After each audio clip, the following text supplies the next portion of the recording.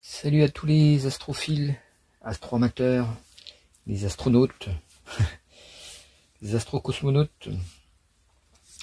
On se retrouve tous les mois pour la nouvelle lune à nouveau, pour que je vous donne en gros l'esprit dans lequel les astres influent ce qui se passe sur Terre, et en quoi ce qui se passe sur Terre, même si ça paraît très chaotique, est en fait le reflet d'un ordre cosmique caché, qui lui a un sens, qui lui a un sens d'évolution, un sens, même si ça nous paraît quelquefois complètement désespérant, ce que les humains font entre eux, il est sûr et certain que jamais les épreuves ne servent à rien, jamais les processus même de souffrance, de guerre, de maladie, quel que soit ce qui nous arrive, on va pas dire c'est voulu, mais on va dire que ça fait partie de nos résistances à ce sens profond, à ce projet sens qu'a l'univers pour l'humain.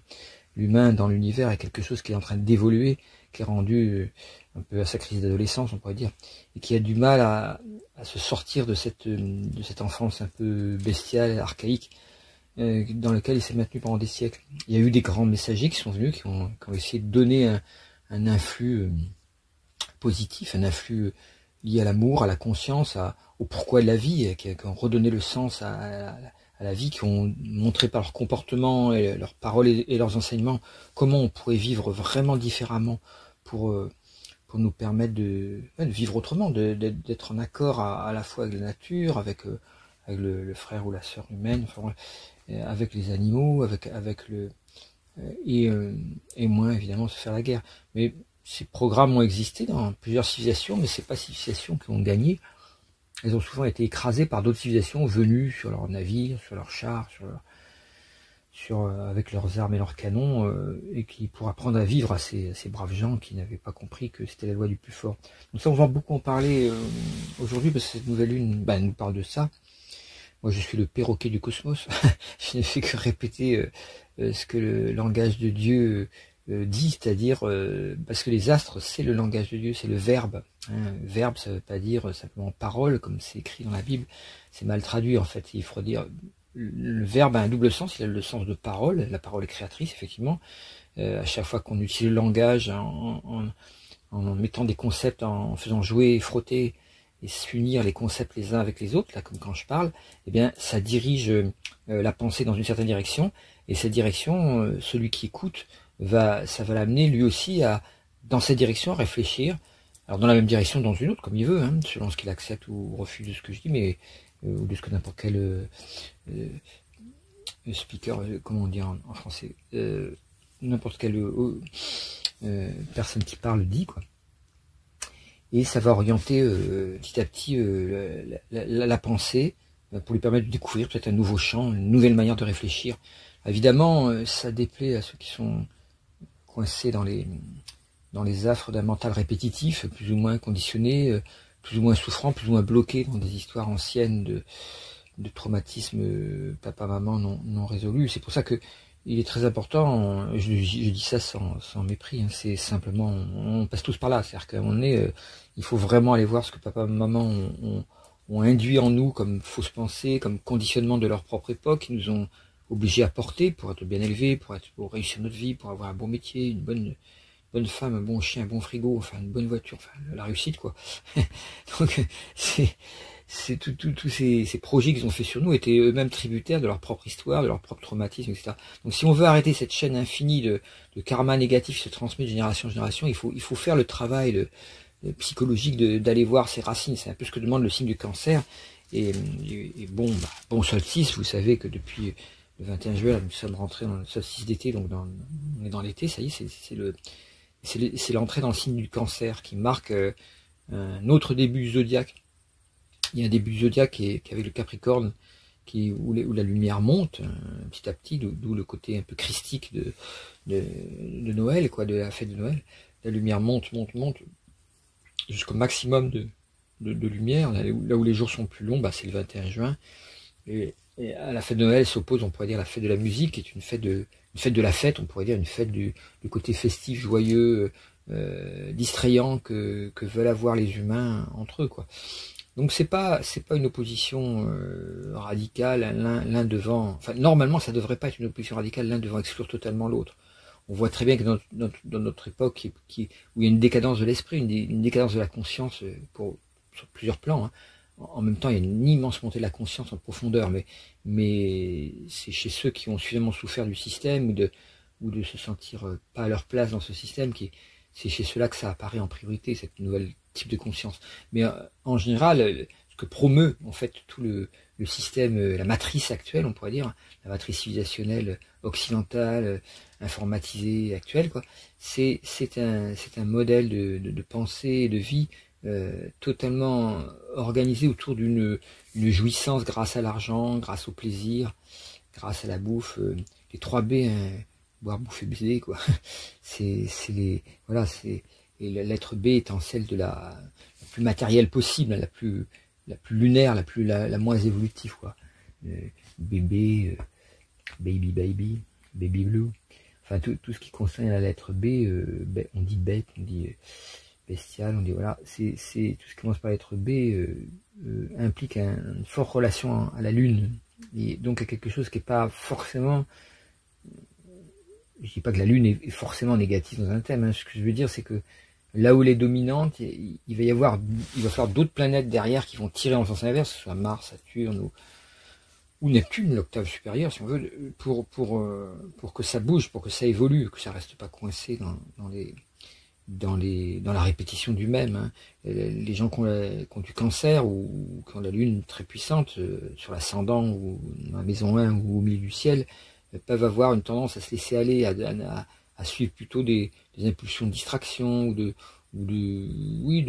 laisser aller, de pas se rendre compte de l'importance qu'il y a comme la vie est courte, de faire quelque chose de radicalement profond de sa propre vie, d'avoir l'impression de réussir quelque chose qui en vaut la peine, ce qui n'est pas forcément ce que la société demande justement. Alors tout le problème est là, c'est que le cancer, le Capricorne, donc la fête de Noël, c'est ok, au cœur de la nuit, il y a toujours un espoir, il y a toujours la possibilité de faire émerger un nouveau message, une nouvelle force, un nouveau sens, c'est ce que veut dire le principe christique, et qui est le principe de tous les grands éveillés. On va trouver tout le temps cette fête de Noël, pas que pour Jésus, on la trouve pour Mitra, on la trouve pour Zoroastre, enfin voilà, il y a pas mal de... Enfin, Zoroastre, c'est plutôt le 21 mars plutôt. Mais disons, on retrouve ces débuts cardinaux, ces solstices équinoxes comme étant des points d'appui de plusieurs grands messages pour l'humanité. Donc, venons-en au thème lui-même. Il parle justement, comme il a lieu juste après le solstice, cette nouvelle lune. Elle aura lieu donc sur 4 degrés 08 du Cancer, donc c'est le 5e degré du Cancer, le 25 juin 2025, donc c'est dans 2 jours, là, au moment où j'enregistre en tout cas, et c'est à 12h32 ou 33, enfin bon, selon... Prenez 32, comme ça vous serez pas en retard. Et je rappelle que, bon, donc ça fait 10h33 en TU, pour ceux qui veulent monter le thème, et donc je rappelle que c'est au moment de la nouvelle lune, si vous pouvez commencer à méditer peu après-midi, quoi, et surtout au moins de 12h20 jusqu'à 12h40, on va dire, en insistant pendant les 4-5 minutes autour, d'un côté et de l'autre, hein, de la nouvelle lune, pour vous mettre dans l'état de la plus haute vibration possible pour vous. Soit si vous êtes dans des projets ou qui prennent beaucoup la tête et que vous essayez de faire quelque chose, ça peut être simplement une visualisation créatrice de voir la chose que vous désirez la plus profondément comme déjà arrivée, comme déjà acquise. Vous pouvez visualiser, ressentir, écouter, sourire aux personnes qui sont là dans la pièce de ce futur imaginaire. Ça marche assez bien pour qu'une situation de ce qu'on désire le plus profondément arrive finalement. Et l'autre méthode, c'est tout simplement de se remettre à la plus haute vibration possible, c'est-à-dire celle du silence, de la paix du cœur, et d'ancrer profondément, de faire une prière en fait pour que tout le mois qui suive, le mois entier, devienne en accord avec cette paix profonde, cette paix de la conscience, ce qui est quand même le but ultime. Hein. Dans le premier, c'est le dharma relatif, quoi, ce qu'on est venu faire sur Terre en tant que personne, parce que chaque personne a quelque chose à faire sur Terre. Et puis le deuxième, c'est le dharma absolu, c'est-à-dire qu'en fait, tout le monde, quel que soit son dharma particulier, spécifique, a un dharma profond qui est que l'être humain est une conscience dans un corps et que cette conscience doit complètement s'épanouir jusqu'à s'éveiller et se libérer des lois de l'illusion mentale, égotique et mentale. Donc ça c'est pour tout le monde. C'est l'appel de l'âme donc vers l'état christique ou bouddhique comme on l'appelle. C'est la même chose de toute façon. Je ne peux pas s'inquiéter. Les chemins vers le sommet de la montagne sont certes différents, de la face nord, face ouest, face sud. C'est pas les mêmes, voilà. Mais une fois arrivé au sommet, c'est le même sommet. Hein. Quand on est au sommet, on fait un tour d'horizon, on peut voir tous les horizons en même temps, et c'est magnifique. Et c'est l'éveil, que ce soit celui du Bouddha, que celui de Lao Tzu, que ce soit celui de Jésus, que ce soit celui de Mahomet, tout ça, c'est des moments où il y a une vision maximale. Alors après, malheureusement, ces grands êtres sont tout le temps recopiés parce que Jean Bouchard-Dorval a appelé les suiveux, c'est-à-dire des gens qui suivent, mais qui sentent bien quelque chose d'intéressant dans ce que dit ce bonhomme, et qui essayent de suivre au maximum, qui prennent des notes, mais qui en fait déforment tout par le mental, ce qui fait que en général, au bout de très peu de décennies, le message originel est perdu ou suffisamment déformé pour ne pas avoir le même sens, quoi. Voilà, tu es pierre, c'est-à-dire tu es structure un peu cristallisée, immobile, saturnienne, et sur cette pierre je bâtirai mon ecclésia, mon église. On a traduit l'église. En fait, ça veut dire, voilà, il faudrait qu'il y ait des gens, voilà, qui structurent quelque chose pour installer dans la matière le comportement que j'ai prêché, que j'ai mis en valeur, ce comportement d'amour irrépressible pour son prochain, pour voilà, et de vivre fraternellement toujours comme ça, pour vaincre tous les pouvoirs abusifs de l'intérieur. Puisque toute guerre en amène une autre, puis on amène en une autre, et amène toujours le chef des guerriers au pouvoir, ce qui fait jamais un bon régime. L'idée du Christ, qui était révolutionnaire, c'était un anarchiste et en même temps un mystique, et les deux ensemble donnaient ce message. D'ailleurs, je suis en train de lire en ce moment le livre secret de Yeshua, de Daniel Meroy. C'est très intéressant, il y a 2 tomes, c'est vraiment intéressant. Ça correspond vraiment à une vision que j'ai eue moi-même par des expériences mystiques profondes de la présence christique, quoi. Et je retrouve complètement des choses que soit j'ai expérimenté à l'intérieur, soit que j'ai su par d'autres lectures, vraiment très intéressant. Voilà, je referme cette petite parenthèse. Donc dans cette matrice de l'axe Cancer-Capricorne, on a une double matrice, on pourrait dire l'une qui est du Christ et de l'autre de la nature. Hein, la nature étant représentée par le signe du Cancer. Dès que le signe du Cancer arrive, on a l'appel du soleil, les plages, les petits oiseaux, enfin la nature. Enfin voilà, on veut aller marcher en pleine nature, se gorger de soleil, d'eau fraîche, enfin bref, et de glace à la pistache. Bref, et donc ça il y a un paradoxe, c'est-à-dire que pour l'être humain, quand il est trop lunaire, il suit comme ça ces saisons sans se rendre compte de ce qu'elles veulent nous dire en profondeur. Donc il est emmené à droite à gauche, et du coup s'illusionne trop dans depuis quand le fait de jouir d'un bon repas ou de boire un petit coup ou de prendre des choses sucrées ou de se baigner, tout ça, c'est certes très très agréable pour le corps et ça fait du bien pour la convivialité, tout ça, mais depuis quand ça rend les gens heureux? Il n'y en a pas un seul qui a trouvé le bonheur grâce à ça.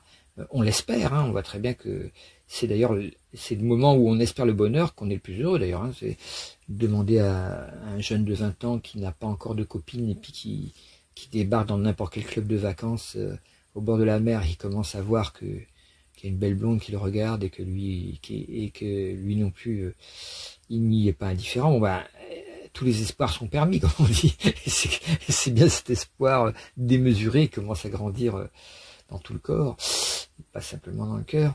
Et c'est ça qui va créer les émois le plus profonds. C'est cette impression que ça y est, hein, j'ai trouvé l'amour de ma vie. Or, Amma dit souvent, quand vous dites je t'aime, il y a 2 mots en trop. Je te, évidemment. En fait, on est déjà l'amour, mais il nous faut des brèches dans notre système égotique, dans notre système égocentrique, dans notre système de pensée complètement conditionné. Il y a des brèches de respiration, des ouvertures pour que tout d'un coup, on sorte, on refasse surface hors de l'illusion et qu'on se rende compte que effectivement on est amour, mais on a besoin de quelqu'un en face pour nous le faire croire, quoi. On a besoin, ah, cette fille, c'est vraiment l'amour de ma vie. Ah, ce mec, mais vraiment, il est génial. Bon, un an après, c'est mais quel con, quelle salope, enfin voilà, tous les noms d'oiseaux possibles, parce que malheureusement, le prince charmant ou la belle au bois dormant se révèle avoir un ego comme tout le monde, et cet ego est assez insupportable pour l'ego, pour qui? Pour l'ego de l'autre, et donc ce frottement, on ne peut pas le supporter. Comment ça se fait que l'autre ne répond pas à mes avancées, il a déjà répondu, mais à mes attentes les plus profondes, quoi. C'est-à-dire que comment ça se fait qu'il me voit pas, moi, dans mon génie, comme le centre de son monde, et qui continue à avoir des jérémiades ou des demandes ou des égoïsmes, suivant que vous passez du côté féminin masculin, la critique va pas être la même, mais ça revient au même. C'est l'autre est totalement critiquable, et il ne se comporte pas comme on aurait rêvé qu'il se comporte. Et là, on passe à la phase 2 du conflit. Et malheureusement, plus on est immature, plus cette phase 2 est la fin du couple. Or, maintenant, on peut voir que la phase 2 bousille, on va dire, 90% des couples. Ça veut dire que les gens sont devenus très très immatures. C'est-à-dire qu'ils ont du mal à sortir de la phase adolescente. Ils ont du mal à... Et ça vient du signe du cancer. C'est-à-dire qu'on idéalise l'enfance et l'adolescence, et on se dit, ah bah oui, il n'y a qu'à réessayer en appuyant sur le même bouton, same player shoot again, comme il est marqué sur les flippers autrefois, quoi. Ça veut dire le même joueur peut à nouveau recommencer à jouer, quoi, pour essayer d'espérer de gagner encore. Et donc on essaye, en appuyant sur le bouton plaisir, on espère que ça va donner le bonheur. Mais non, plaisir, c'est pas le bonheur, ça peut y contribuer, pourquoi pas. Mais le bonheur est en amont du plaisir. C'est le bonheur en tant qu'état profond, naturel de l'être humain, qui engendre le goût du plaisir. Mais le plaisir lui-même ne mène pas forcément au bonheur, au contraire, très souvent il mène à la déception la plus profonde. Donc voilà ce qu'on ne doit pas oublier qu'en cancer, surtout que là, cette conjonction va avoir lieu exactement en conjointe à Jupiter. Alors, conjonction étroite, 4,08, je lui dis, et Jupiter à 3,33 degrés. Dites 33. Donc un Jupiter en cancer qui lui est sorti du Gémeaux où il était en exil donc depuis un an, pas très bien, avec le pouvoir des menteurs partout, j'en ai suffisamment parlé, enfin on va pas revenir là-dessus, et la victoire de Trump, Musk et toute la bande d'allumés, là, les intellos du mensonge, quoi, et de la manipulation collective, et on a, ça a pu désespérer beaucoup de gens qui ont un sens éthique profond, parce que on a eu l'impression, pendant que Jupiter était en Gémeaux, qu'il y avait que la tchatche qui comptait, de dire n'importe quoi, c'est ça qui triomphe, et finalement, pourquoi pas tricher, puisque tout le monde le fait, et puis voilà, on se retrouve dans une espèce d'univers du n'importe quoi, du mensonge, et l'IA qui vient rajouter par-dessus ça ces fausses images, ces montages, enfin, on rentre dans l'ère de la post-vérité, comme disait Spuky, et puis Trump, l'inventeur du mot fake news, qui lui-même n'arrête pas de manipuler des fake news sans arrêt, donc il est vraiment l'archétype, l'exemple même de ce qui est en train de nous arriver mondialement, quoi. C'est pas étonnant qu'il se retrouve un peu maître du monde, là, le fou au sommet de la pyramide. Donc Jupiter en cancer, là. Alors, en plus c'est très près de Jupiter des États-Unis. Les États-Unis sont nés en 1776 à la déclaration d'indépendance, et donc il faut placer l'ascendant sur Uranus en Gémeaux et non pas en Sagittaire comme on entend souvent, mais bref, c'est pas grave. C'est une mauvaise compréhension parce qu'effectivement, on a l'image du cow-boy, Sagittaire, les grands espaces, oui, mais c'est l'image projetée. Et où est-ce qu'est la projection dans un thème? Elle n'est pas sur l'ascendant, elle est sur le descendant. Enfin bref, vous comprendrez qu'en fait, le véritable thème des États-Unis, c'est l'ascendant est sur Uranus en Gémeaux.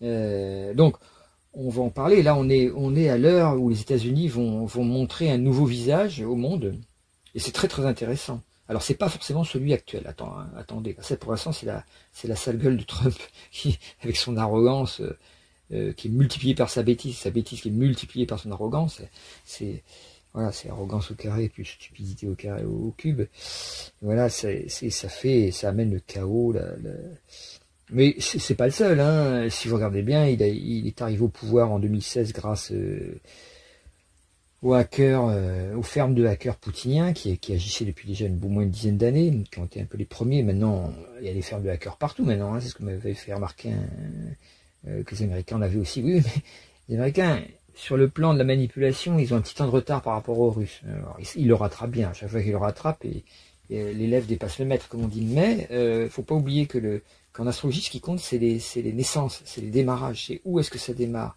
Et c'est intéressant de se rendre compte à chaque fois que ça vient de la Russie. Et là, on va en parler aussi, parce qu'on a en même temps que cette conjonction Jupiter, nouvelle lune à Jupiter en Cancer, elle est carré exact à une conjonction Saturne, Neptune et Bacchus. Faut pas oublier Bacchus derrière. Bacchus avec Cérès et Eros, et surtout Bacchus en début bélier, tout ça dans le premier décan du bélier. Donc c'est un carré très puissant, et j'avais déjà mis en garde ceux qui m'ont écouté, tant mieux pour eux, pour les processus financiers, tout ça, qu'il pouvait y avoir effectivement une espèce de crise économique avec des évaluations probables du prix des actions ou du prix de la monnaie, tout ça, parce qu'on est en train de passer sur un nouveau monde là. Et évidemment, à ce moment-là, la confiance des actionnaires dans la stabilité baisse. Quand la confiance des actionnaires, la stabilité baisse, les valeurs en bourse s'écroulent, les finances se réfugient dans des valeurs en refuge, c'est-à-dire dans les paradis fiscaux ou dans des étalons comme l'or ou d'autres métaux. Et puis et pendant ce temps-là, l'investissement se fait plus, donc voilà, il y a inflation. Enfin bon, moi je suis pas économiste, hein, mais tout ce que je sais, c'est que les aspects Jupiter-Saturne sont très parlants à ce niveau-là, surtout quand il y a une planète lente qui est prise dedans. Et là, c'est Neptune. Neptune représentant les élans, les émotions des gens. Or, l'économie, il y en a qui croient encore que c'est une science exacte. Ça n'a rien du tout d'une science exacte. C'est la science des élans émotionnels des gens, surtout des bourgeois, dans la confiance qu'ils ont dans le système ou pas. Moins ils ont confiance dans le système, plus le système se casse la gueule. Plus ils ont confiance dans le système, plus le système semble rouler et investir et donc créer de l'emploi, tout ça. Ce qui leur permet à eux de s'enrichir à travers ceux qui travaillent. Le système qu'avait très très bien décrit Marx il y a bien longtemps et qui continue toujours à être le même et qui est en train de détruire la planète. C'est-à-dire non pas un système où le travail sert comme il a fait pendant des siècles, à fabriquer la nourriture, à produire les nourritures et les aisances qui vont permettre à l'humanité partagée entre humains de survivre favorablement, de survivre avec aisance, avec du bonheur justement. Mais non, maintenant c'est la moitié, même plus la moitié, hein, c'est une grande partie de l'argent qui est gagné par les nouvelles entreprises. Maintenant ça va dans la poche d'un seul toujours. On sait que le salaire de Bernard Arnault est équivalent à, je sais plus, 1 million de fois. Enfin, quand en une seconde, il gagne autant que ses ouvriers en je sais plus combien d'années. Enfin, c'est effarant. C'est-à-dire que ce système, évidemment, ne peut pas fonctionner à long terme. C'est impossible. Il ne peut que s'écrouler. Et s'il n'y a pas besoin d'être astrologue pour dire ça, ni d'être devin, ni d'être Madame Irma, quoi. C'est impossible que ça puisse continuer. Mais les plus imbéciles croient que ça peut continuer. Ils espèrent, parce qu'ils ont peur de la crise. C'est donc les bourgeois qui votent, donc du coup, dans un ensemble touchant, pour ceux qui leur promettent que ce système va continuer, qu'il suffit de faire quelques réformes ou de se serrer la ceinture pour nourrir encore plus les ultra riches. Donc c'est une absurdité, une course à l'échalote sans fin qui va droit dans le mur, évidemment. Donc là, ce carré peut montrer une espèce de sursaut. C'est un carré que j'appelle martien, parce que les deux planètes les plus lentes, Saturne et Neptune, sont en arrière. Et donc, ce carré qui va de l'avant, comme ça, c'est ce que j'appelle le carré martien. C'est un carré qui oblige à agir, qui oblige à faire quelque chose, et à lancer quelque chose de neuf. Alors, lancer quoi? Alors là, vous avez vu que je vous avais prévu dans les nouvelles lunes précédentes, avec Mars en Lion, plutôt en Verseau, qu'on aboutirait à une augmentation de l'agressivité, augmentation du fascisme et augmentation des risques de guerre. Je vous ai suffisamment décrit, toutes mes prévisions sont en train d'avoir lieu, je ne sais pas si vous le remarquez, c'est quand même assez sidérant, quoi. Dans les 4 cavaliers d'Apocalypse, il y a Israël-Iran qui est mis en gros, alors que c'est fait en 2011, hein, à l'époque c'était pas l'Iran qui était vraiment le plus dangereux a priori, mais enfin bref. Je vous ai mis USA en Grande-Bretagne ensemble, alors qu'à l'époque l'Angleterre était plutôt faisait partie de l'Europe, non.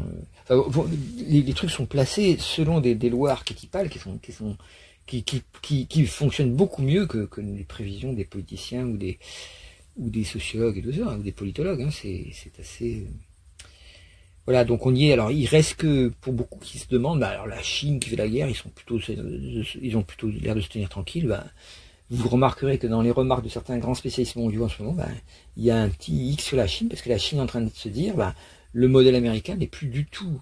On essaie de maintenir un ordre mondial à travers l'ONU et tout ça, mais Trump lui-même casse les accords internationaux de l'ONU lui-même, alors que c'est un peu, on pourrait dire, l'ONU a été fabriquée en grande partie par les Français et les États-Unis. Il y a beaucoup de chartes, la charte des déclarations universelles des droits de l'homme, c'est écrit par des Français. Enfin, pas que, mais il y avait ils ont beaucoup été importants. Et c'est vraiment les Américains qui ont voulu créer l'ONU en disant il faut vraiment qu'on crée un système qui permette qu'il n'y ait plus de guerre comme ça, où il y a quand même 3 ou 4% de la population mondiale pendant la Deuxième Guerre mondiale qui ont été éradiqués, quoi, comme ça. Donc c'est énorme, des millions de gens, quoi. Et voilà, un véritable massacre. Donc voilà un petit peu ce qu'il faut retenir de l'affaire, c'est que la Chine se tient bien parce qu'elle essaye pour faire partie du cancer, du cancer, tiens oui, la plus significatif, du concert des puissants. Elle a besoin de montrer sa capacité à rentrer dans le jeu. Mais elle est bien rentrée en jeu économique, au point qu'elle a damé le pion à tout le monde, et puis que maintenant c'est elle qui vend le plus, qui devient la puissance économique la plus puissante, passant au miracle devant les Américains, au niveau de la quantité d'échanges qui est faite.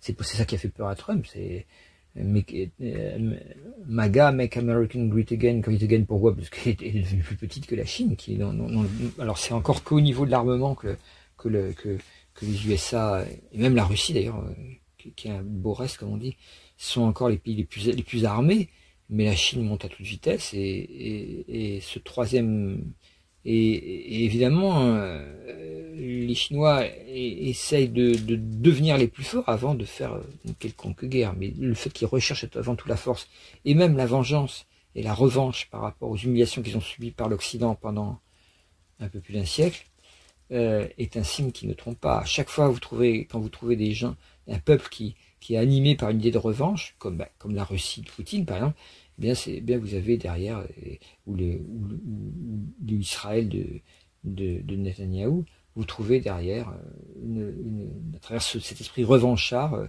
une envie de faire la guerre, quoi. Les féministes parleront de patriarcat, voilà, indécrottable, quoi, de ce désir stupide du mal, de se montrer le plus fort, de dominer l'autre. De ce point de vue-là, elles ont pas tort, quoi. C'est chaque sexe ou genre, il faut dire, a ses défauts, mais celui des molles, là, de voir la violence comme une valeur en soi, ou la domination comme une valeur en soi, c'est ce qui est le plus triste chez l'être humain, c'est sûr. C'est ce qui engendre plus de malheur que la duplicité féminine, ça c'est sûr. Puisque en réponse à ça, du côté féminin, il y a la duplicité, le côté le faible qui planque ce qu'il pense, ou qui planque ce qu'il dit, enfin qui dit des trucs entre copines sur l'autre qui n'est pas là. Cette duplicité féminine qui augmente beaucoup maintenant, pas que chez les femmes, hein, puisque maintenant tout est croisé, homme-femme, c'est pas plus, quand je parle féminin et masculin, voilà, c'est pas les hommes et les femmes. Maintenant c'est plus ça, avec l'ère du Verseau, c'est en train de se mélanger, ça se voit d'ailleurs à plein niveau. Mais la duplicité féminine, c'est la tricherie du faible, puisqu'il peut rien contre le fort, quoi. Donc, et le fort qui est la force masculine, un peu qui a cette envie stupide d'écraser l'autre au lieu de partager fraternellement avec, quoi. Voilà, donc ça c'est très important de voir que ce mois de juillet, quoi, puisque ça commence 25 juin, ça ira à peu près jusqu'au 25 juillet aussi, hein, je pense, je regarde vite fait, oui, 24 juillet. Donc tout ce mois-ci va être marqué par quelque chose de très différent de ce que j'avais prévu donc les mois d'avant, où on voyait le danger de guerre, le danger de monter des coups de menton, des coups de gueule, et tout ça, ce qui a exactement eu lieu. Et là, c'est surprenant, il y a quelque chose qui se calme, dont déjà Mars est rentré en Vierge. Je rappelle que Mars en Lion, il se prend pas pour hein, c'est vraiment l'arrogance au carré. Donc, Trump, il a Mars en Lion, notre Jupiter premier, il a Mars en Lion aussi, Micron premier. On a, je sais plus, je crois que Marine Le Pen, Mélenchon, la plupart des grands politiques ont des Mars en Lion. Faut y croire, hein, pour se dire, écoutez-moi, suivez-moi, je vais résoudre tous vos problèmes. Faut vraiment faut pas manquer d'air, comme on dit.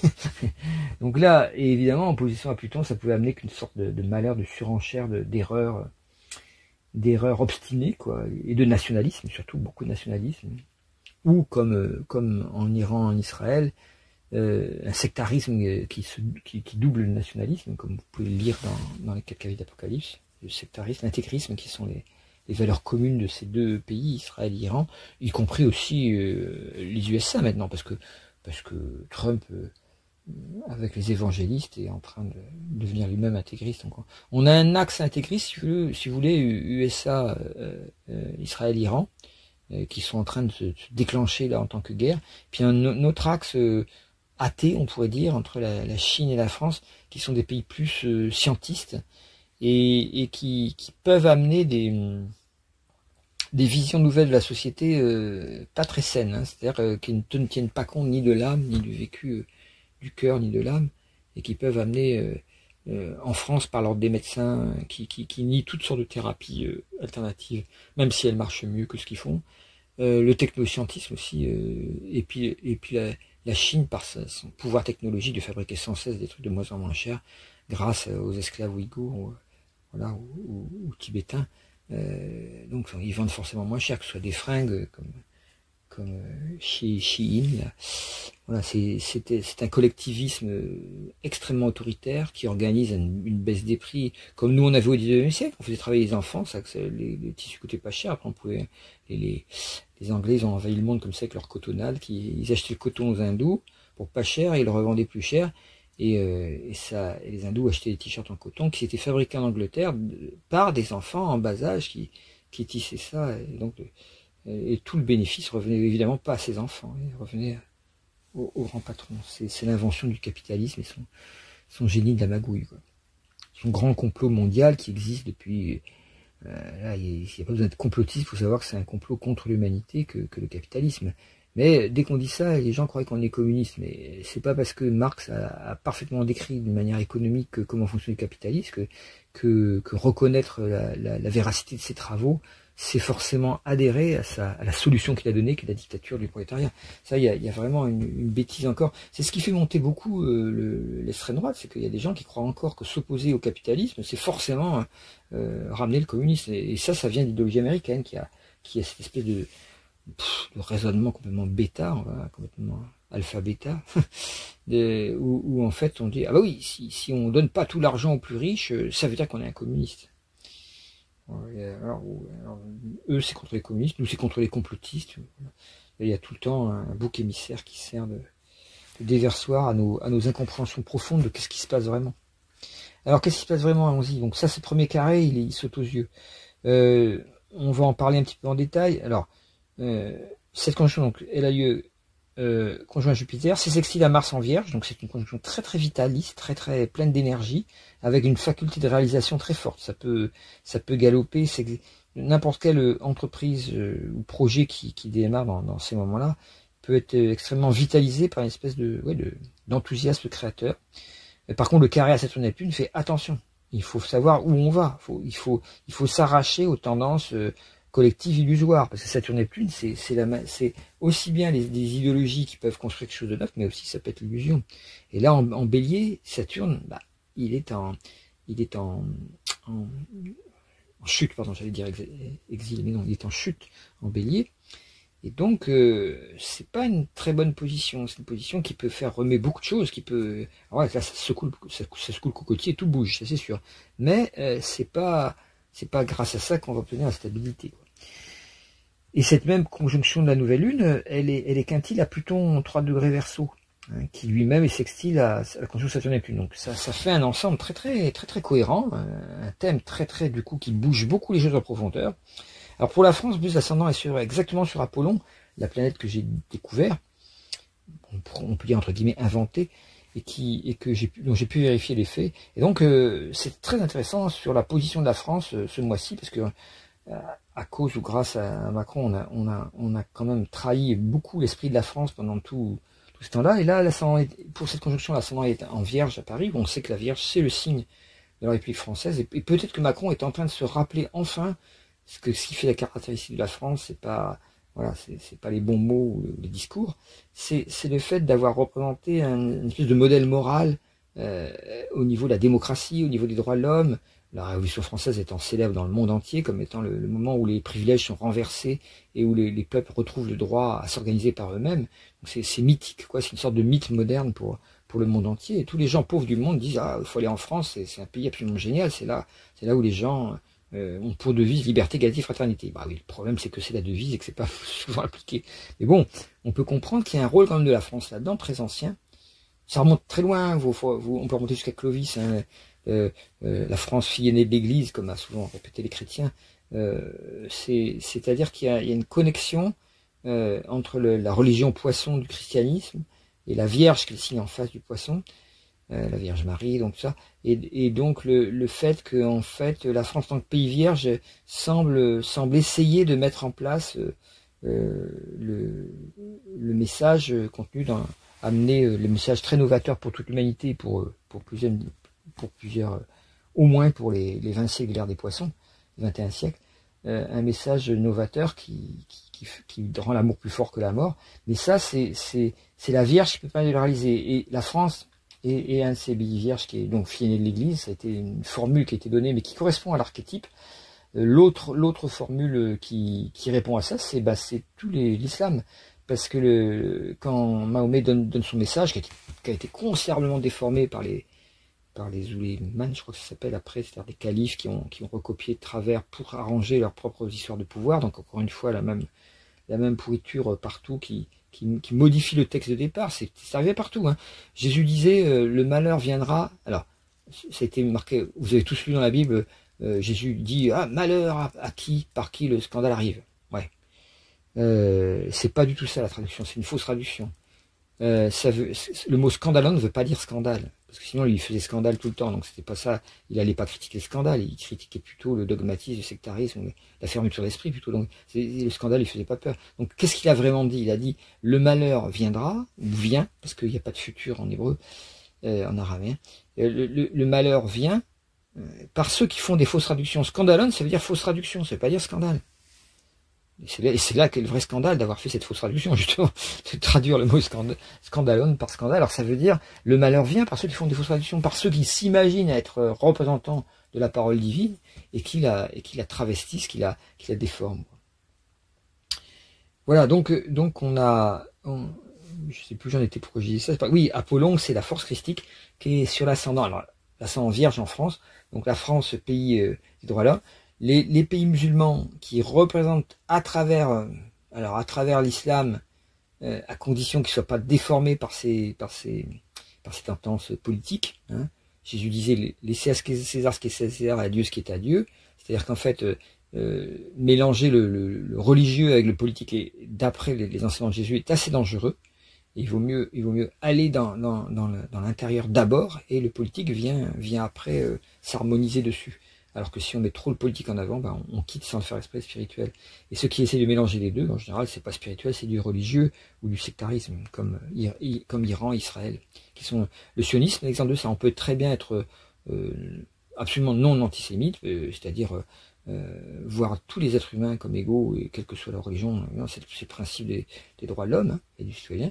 Mais voir le sionisme comme le communisme, comme le fascisme, comme le capitalisme, tous ces ismes, si vous voulez, voir ça comme des tentatives de déformation d'un message originel qui est le message hébraïque, qui est très très intéressant, qui est très très riche, la Kabbale, tout ça.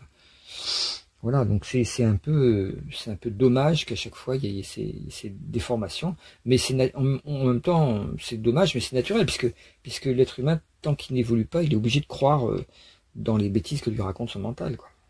Enfin, il se croit obligé de croire aux bêtises que raconte son mental.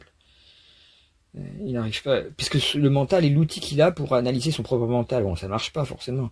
On ne résout pas un problème avec le problème qu'il a créé, comme disait Einstein. Donc, vous pouvez pas résoudre le problème de l'illusion qu'est le mental si vous vous situez dans le mental. C'est pour ça que la plupart des gens, quand ils entendent parler des gens qui parlent comme là, je viens de dire, c'est des propos qui parlent de la vraie spiritualité, c'est-à-dire comment la conscience doit se tenir au-delà du mental pour l'observer et s'en dégager, s'en déconditionner. Si on fait pas ça, c'est impossible à faire. Vous pouvez pas décréter que vous allez vous libérer de vos conditionnements avec votre petit mental qui remonte ses petites manches sur ses petits bras, et puis qui va s'attaquer à quoi?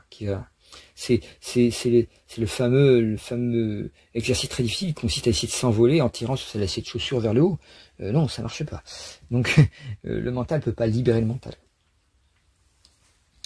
Donc voilà un petit peu le. Alors rappel Saturne-Neptune, parlons-en parce que c'est. Alors là il est conjoint à Bacchus qui rajoute une note de pouvoir négatif sur cette conjonction parce que Saturne-Neptune est pas si négatif que ce qu'il est en ce moment quoi.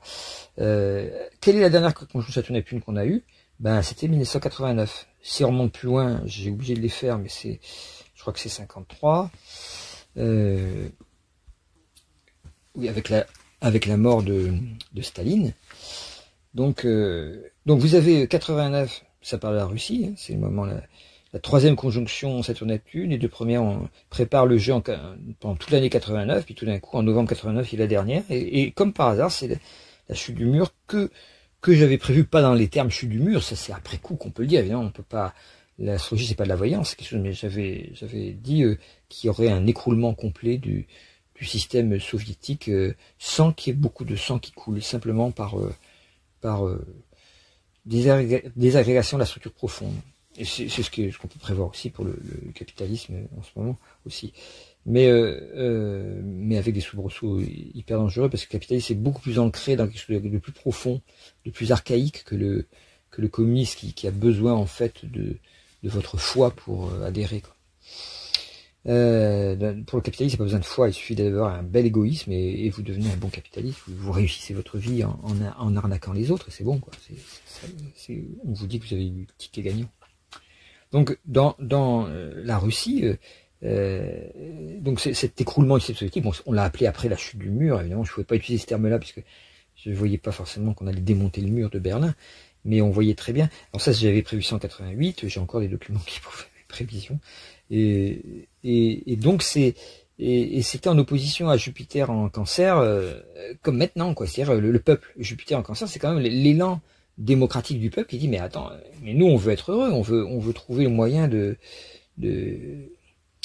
vivre ensemble de manière dans une famille d'âme ou une famille de nation ou une famille de région, enfin comme vous voulez. Mais disons l'enracinement dont parlait Simone Veil, la philosophe, hein, pas la ministre. Cet enracinement dans un lieu où il fait bon vivre, quoi, où on peut être heureux en partageant avec des voisins qui sont pas nos ennemis, et voilà. Donc c'était comme la fête de la musique ou la fête des voisins, c'est des fêtes qui ont été inventées un peu par la gauche là pour dire bon ben voilà, rencontrez-vous les uns les autres, fabriquez ce qu'on a appelé en philosophie le démonisme, quoi, c'est-à-dire le droit de l'homme à la poursuite du bonheur, comme c'est marqué dans la Constitution américaine. L'être humain a droit à la poursuite du bonheur. Bon, il le rattrape jamais, mais il a le droit de le poursuivre. Voilà. Donc ça, c'est Jupiter en Cancer. Je rappelle que Macron, il a un Jupiter rétrograde en Cancer, donc il joue bien de ce côté. Il critique les démagogues, mais il en est. S'il y a bien un champion des démagogues, c'est bien lui. Alors bon, il y a la crise de 89, la chute du mur. Avec le peuple qui est représenté par Jupiter rétrograde en Cancer et les institutions Saturne-Neptune qui dégringolent. Mais si on regarde les autres aspects Saturne-Neptune, alors ceux-là c'était en Capricorne, donc vous voyez c'était la fin de structure, puis il y avait Neptune à côté Uranus à côté qui avait déjà sapé les choses et qui approchait pour faire une conjonction qui aura lieu elle en 93. Et donc les années 89, 91, 92, 93 sont essentielles pour l'humanité. C'est les gens qui sont nés dans ces années-là sont porteurs, s'ils savent dépasser leur conditionnement stupide les musiques de rap et tous les espèces de distractions stupides ou même les dopes, tout ça pour croire transcender alors qu'on se fait avoir en réalité en profondeur, on détruit ses neurones au lieu de les illuminer.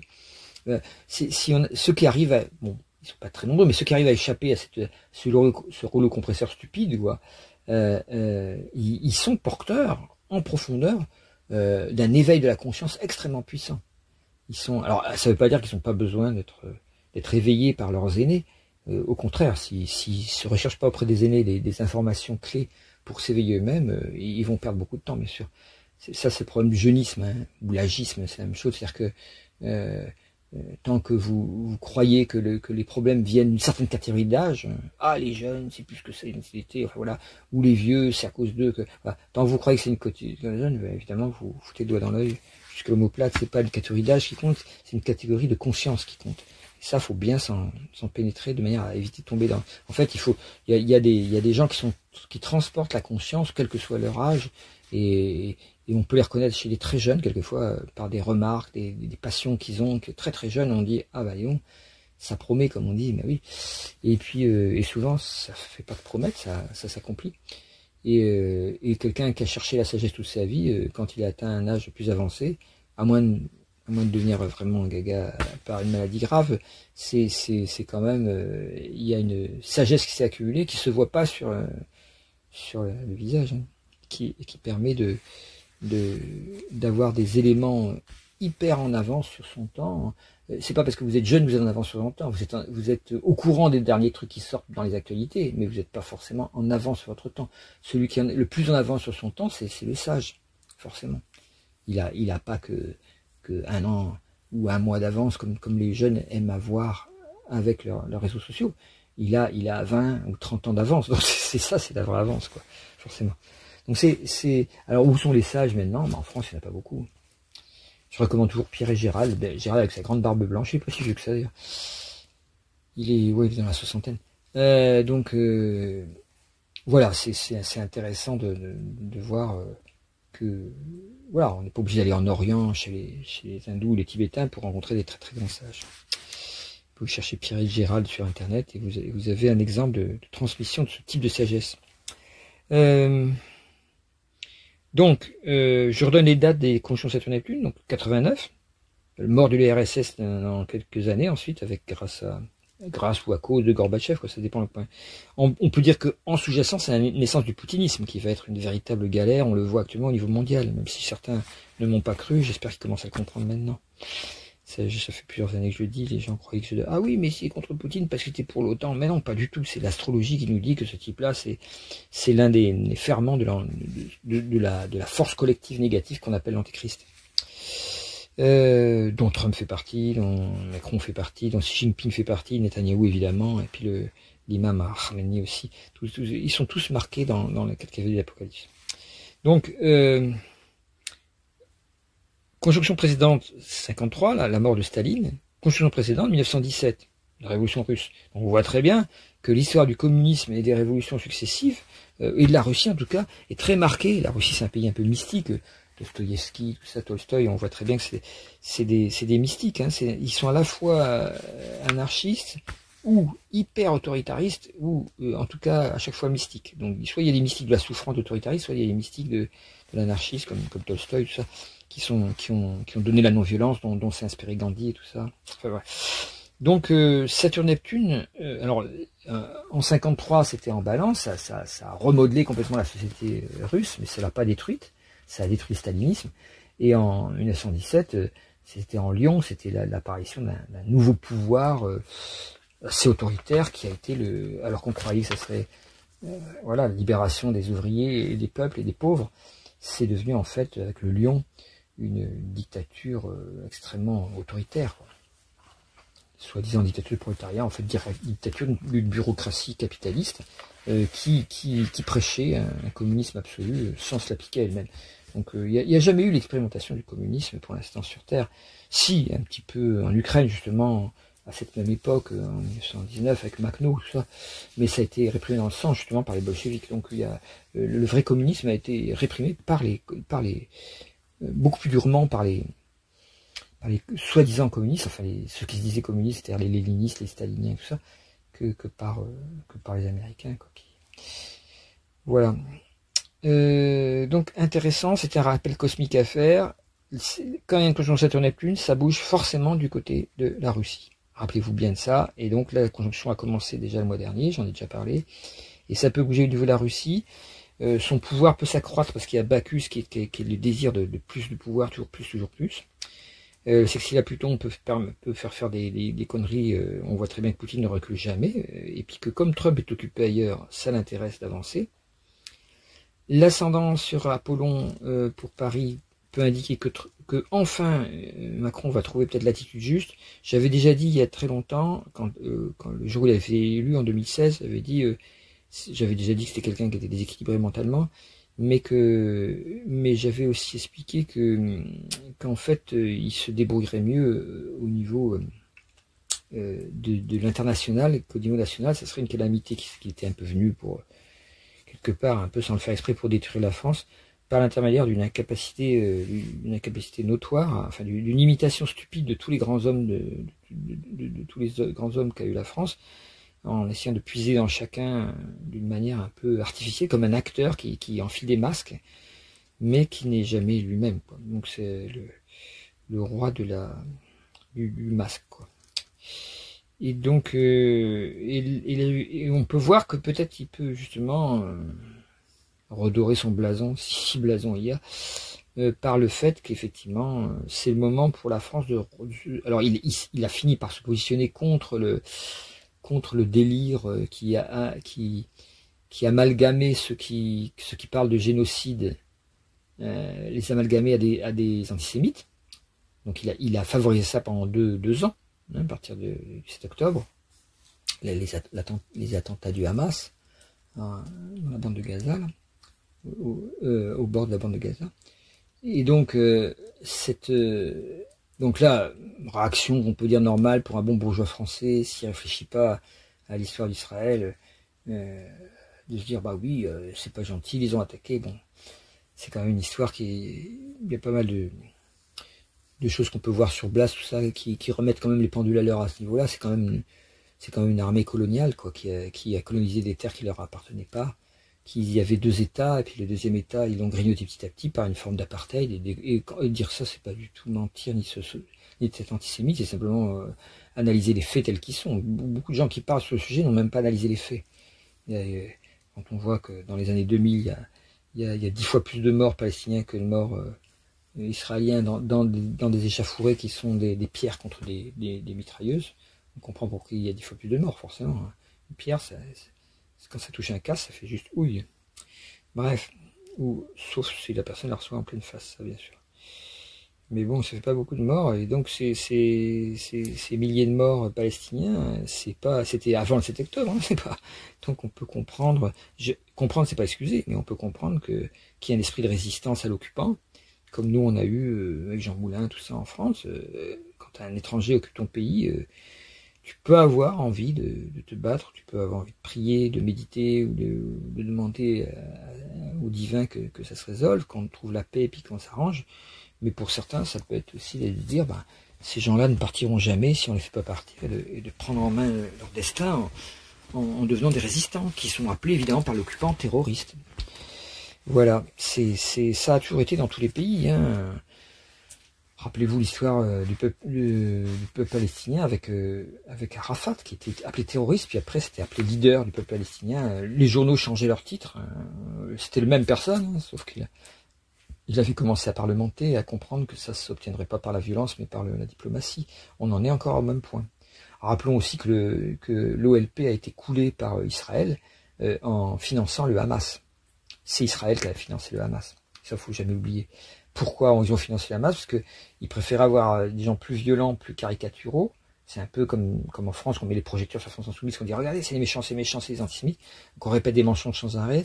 Ça cristallise un certain nombre de débats simplistes, comme les trucs anti-immigration, ça, des débats simplistes. Pascal Praud, c'est le grand maître spécialiste de cette bêtise organisée. Bêtise organisée par son patron Bolloré, comme Hanouna, tout ça, c'est des petits chiens au service de pouvoirs qui sont plus grands qu'eux. Et ça consiste à faire ces espèces d'amalgames, de faux sujets, de sujets par avant qui empêchent d'aborder les vrais sujets, qui sont l'écologie, qui sont la paix dans le monde, qui sont comment on peut faire une société fraternelle qui unisse les pays du monde dans un même élan, en résolvant en même temps ce problème écologique, en résolvant le problème de la concurrence déloyale que crée le capitalisme. Concurrence libre et non faussée, ça s'appelle concurrence déloyale. Donc pour ça, il faut lire le bouquin de comment il s'appelle, Vincent Charlot, là, sur les riches contre la planète, il s'appelle, et dit, je cite un de ses passages, il dit, l'écologie n'est pas ce qui nous rassemble, mais ce qui nous sépare. Ah bon?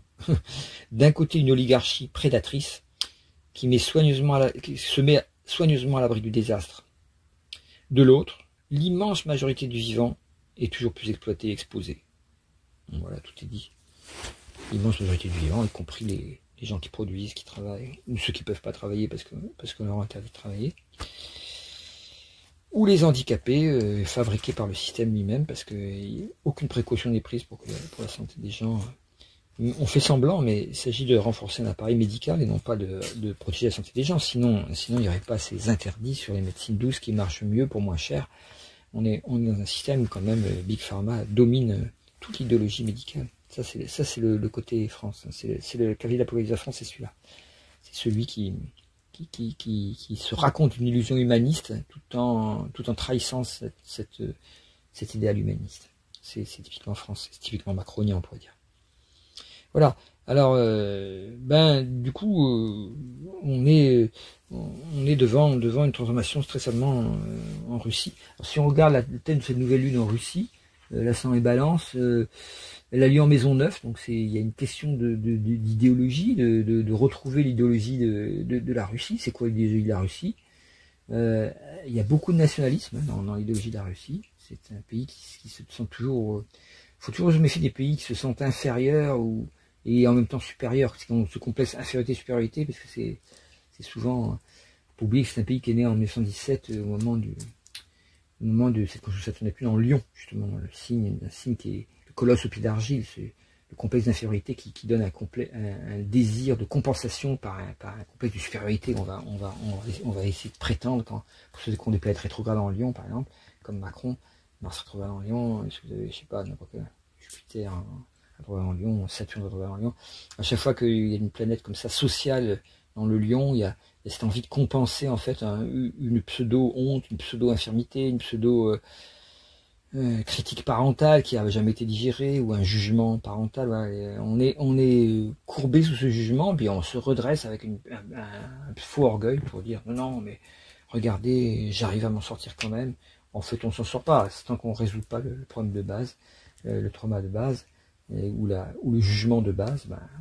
On continue par où on juge, on est jugé, mais par où on a été jugé, on juge à son tour, et de manière erronée en général. Voilà ce qui est donc... et Mars en Lion, comme j'ai déjà dit, c'est l'endroit de Trump. On voit très bien qu'il y a un petit enfant qui a été blessé, son papa était très riche, les fils de riches sont pas... Ouais, je sais plus c'est quel film avec Pierre Richard, où il est... Je sais plus comment c'est ce film, où il est garde du bambin, du petit, d'un magnat du pétrole hyper riche, et qui... Ça fait un peu comme Tintin au pays de l'or noir, que le gamin est hyper mal élevé, extrêmement arrogant. Et le bébé Trump, Donald, c'était ça, quoi. C'est quelqu'un qui était malheureux parce que ses parents étaient tellement riches qu'ils ne s'occupaient pas de lui. Et donc il en a tiré une indignité, une honte, quelque chose, une blessure, quoi, une blessure narcissique, qui n'arrête pas depuis 70 ans après. Enfin, il a bientôt 80 ans, dans un an c'est 80 ans. Il n'arrête pas d'essayer de compenser ça avec des coups de menton, des coups de gueule, voilà. Enfin, il a quand même été félicité de son intervention en Iran, là, des bombes qu'il a balancées. Il a été félicité, Trump, il a été félicité par le président des États-Unis lui-même. Si. Bon, voilà. C'est tellement risible qu'on ne pouvait pas croire que les gens liraient une telle caricature, mais est-ce qu'ils avaient les choix? C'est un peu compliqué. Tant qu'il y a tellement de bêtises par manque d'information des gens, voilà. Pourquoi c'est pas Bernie Sanders qui est arrivé après la catastrophe de Biden, la catastrophe de Trump? Pourquoi on dit on réfléchit, on va mettre Bernie Sanders, voilà quelqu'un qui est de gauche. Non, parce que il est de gauche, donc il est communiste, et hop, les fleurs partis là. Ils ont tellement lavé le cerveau aux Américains avec ça que de toute façon ils marcheront toujours au pas dans cette combine entre droite-gauche, bleu-rouge, démocrate, républicain, alors que c'est des pourritures des deux côtés, quoi. Et avec Trump, on voit bien que, contrairement à ce que disaient les gens quand ils étaient manipulés par Poutine, avec Russia Today et tout ça, les démocrates sont pas les pires. C'est bien les républicains les pires, parce qu'ils flirtent très très facilement avec le fascisme. Enfin bref. Donc, mais enfin tout ça, c'est bonnet blanc et bonnet blanc, et blanc bonnet, comme on dit. Voilà.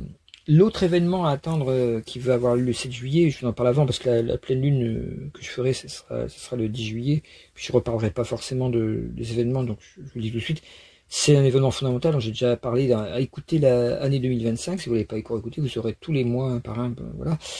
et c'est l'entrée d'Uranus en Gémeaux. Alors là aussi, c'est très important, Uranus en Gémeaux.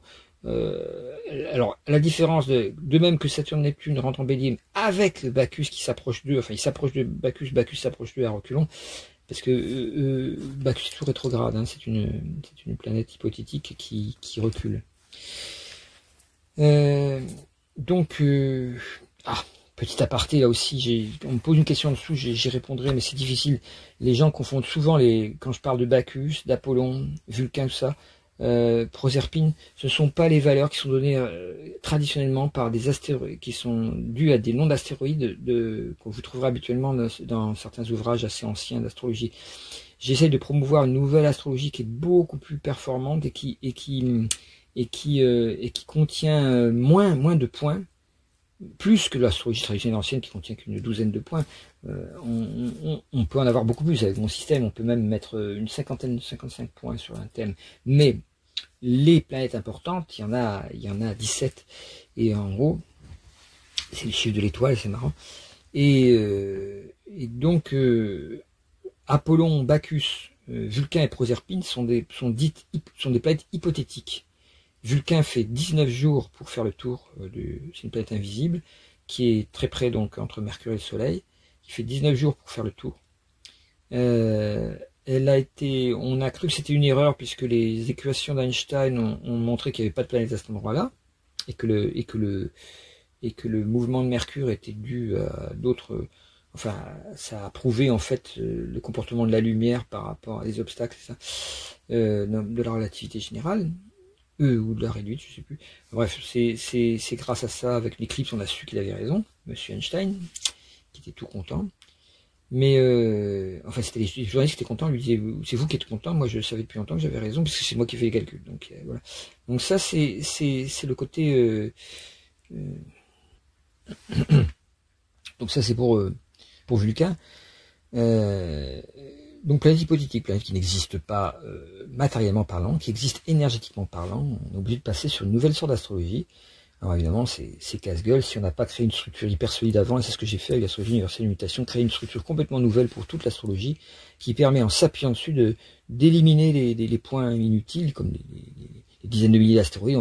Si vous mettez ça dans un thème, ça devient illisible, c'est pas possible, c'est comme des pixels, quoi. C'est une pixelisation de l'astrologie qui permet plus de faire un sens qui se dégage.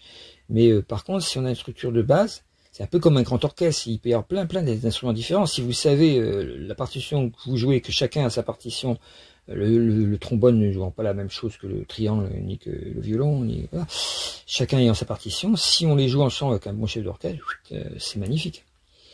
Donc là, c'est un peu l'astrologie universelle à mutation, c'est ça, c'est un grand orchestre de l'astrologie du 3e millénaire, qui met en œuvre, en fait, du coup, 4 nouvelles planètes qui sont essentielles, qui sont pour comprendre ce que Nietzsche, en tant que philosophe prophète, en fait, annonçait pour cette phase dangereuse de l'humanité, quoi, qui est le nihilisme, dans lequel on nage complètement. Quand on voit Trump, c'est vraiment ça, c'est le nihilisme absolu. Seul l'ego est la seule valeur qui est gardée pour intervenir sur toute la vie des autres, quoi, ou sur leur mort d'ailleurs, en quantité. Alors que ce qui était évidemment l'inverse de ce qu'il avait promis, mais c'est quelqu'un qui n'a pas de maîtrise de lui-même, il n'est pas capable de suivre son propre programme, c'est pas possible, c'est quelqu'un qui a trop d'impulsions un peu instinctives, quoi. C'est le dominateur né, quoi, qui sait à quel moment il faut frapper pour gagner, quoi, c'est tout, c'est le catcheur, quoi, c'est pas du tout quelque chose de conscient, réfléchi et qui est en harmonie avec les autres, quoi. C'est la violence pure, quoi. Le côté, c'est la barbarie moderne, quoi. Voilà, c'est un barbare et qui tire pas du tout sa fortune de ses propres qualités, comme il prétend sans arrêt, et il tire sa fortune des qualités de son papa. D'où les rodomontades sans cesse pour se faire croire que l'humiliation qu'il a eue à 4 ans et demi environ, l'âge de Cérès, je pense, voilà, cet orgueil permanent pour essayer de compenser, quoi. Et qui mène forcément au mensonge, quoi. Alors quand Uranus, oui, alors pour finir, Vulcain, Apollon, alors dans l'ordre. Vulcain, donc on trouve les éphémérides chez Billon, où vous la trouvez sur le programme Auréas. C'est marqué Vulcain Billon, entre parenthèses, je crois. Donc vous avez Proserpine, qu'il faut pas chercher dans la story de Proserpine, qu'il faut chercher dans Corée. Corée de Amblin. Corée Amblin, c'est marqué dans le programme d'Auréas. Alors moi je l'appelle Proserpine parce que Carteret avait décrit totalement cette planète, ses comportements, et c'est celle-là, donc je vois pas pourquoi il faudrait l'appeler Corée.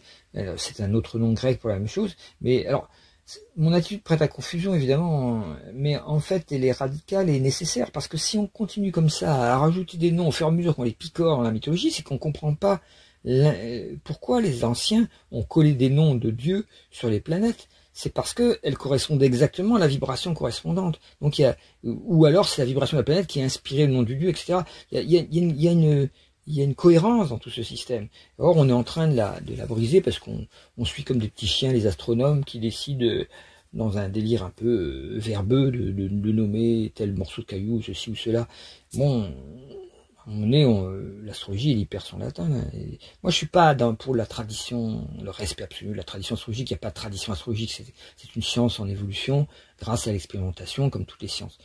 Mais justement, moi, c'est par l'expérimentation très approfondie pendant des années que j'ai découvert tout ça, et donc je peux affirmer que Proserpine, on trouve les éphémérides dans le livre qui s'appelle Corée, la 10e planète de Robert Amblin, qui a dit des fois des conneries sur certains trucs, et qui est très très léger. D'ailleurs, ce qu'il dit sur Corée, donc Proserpine, n'est pas très exact. Hein. Il y a beaucoup d'erreurs. Il est très très délirant. Hein. C'est quelqu'un il voulait trop brasser, quoi.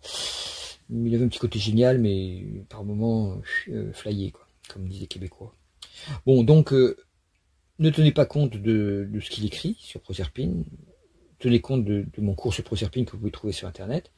Mais par contre, en vidéo, mais par contre, pour ce qui est du nom, reprenez Proserpine, parce que c'est de cela que Carteret parlait, et donc et Proserpine, c'est bien l'apparaître de Pluton. Donc il faut prendre Proserpine en tant que reine des enfers, qui est fille de sa mère Cérès Déméter, qui retournait sous terre 6 mois l'année, ou 3 mois, ça dépend des versions, et puis qui ressortait 9 mois l'année à la surface pour permettre à la végétation de refleurir, parce que sa mère était toute contente, sa mère qui est la déesse de l'agriculture et de la culture aussi d'ailleurs. Voilà, enfin donc tout ça, ça parle très très bien à l'esprit, si vous comprenez ce que ça veut dire, c'est extraordinaire, quoi. Donc voilà, donc pour Proserpine, qui marque vraiment toute la fin du XXe siècle et tout le début du XXIe, avec le féminisme, les mouvements MeToo, le virtuel, l'irruption des jeux vidéo du virtuel, et puis les identités de genre, pas que les identités de genre, toutes les identités en général qui deviennent floues, très très peu marquées, qui se mélangent, parce qu'il y a besoin de retourner à une non-différenciation, à quelque chose qui... Alors, pour les mystiques, pour ceux qui travaillent sur le yoga ou les thérapies, c'est très intéressant. Les thérapies se croisent, se mélangent et font quelque chose de très, très intéressant. Mais pour des gens qui sont pas suffisamment clairs, bah c'est un peu embêtant, parce que ça va créer une espèce de gros mélange, de confusion mentale qui fait qu'on perd complètement toute valeur. Quand on écoute les paroles de certaines chansons de variété maintenant, voilà, ça rappelle le lavage de cerveau débile qui a eu lieu dans les années 70 avec les yéyés en France. C'est exactement la même chose. C'était tout d'un coup, il y avait un mouvement de conscience qui montait, et comme pour l'annuler, il y avait une espèce de bouillie mentale qui était déversée sur les ondes, avec Claude François, Sheila et tout ça, pendant au même moment exactement vous aviez Jim Morrison, Grateful Dead, Janis Joplin, Bob Dylan, tout ça aux États-Unis, et puis les Beatles et Rolling Stones, enfin souvent des gens qui avaient des choses à dire très intéressantes, qui étaient en train de créer un mouvement de conscience qui était celui des années 60, de l'entrée dans l'ère du Verseau justement, selon mes calculs, et qui allait marquer quand même profondément toute la suite. C'est pas Claude François et Sheila enfin j'allais dire François Hardy, c'était pas mal, au moins il y avait des textes. Mais bref, c'est tous ces yéyés là, c'était assez nul. Ben là c'est pareil, hein, en ce moment il y a des raps ou des chansons débiles qui sortent où les paroles sont d'une vacuité, une bêtise monumentale, quoi. C'est comme s'ils avaient plus rien à dire, il n'y a plus aucun sens, ils savent pas pourquoi ils sont sur Terre, et puis alors ils chantent très bien.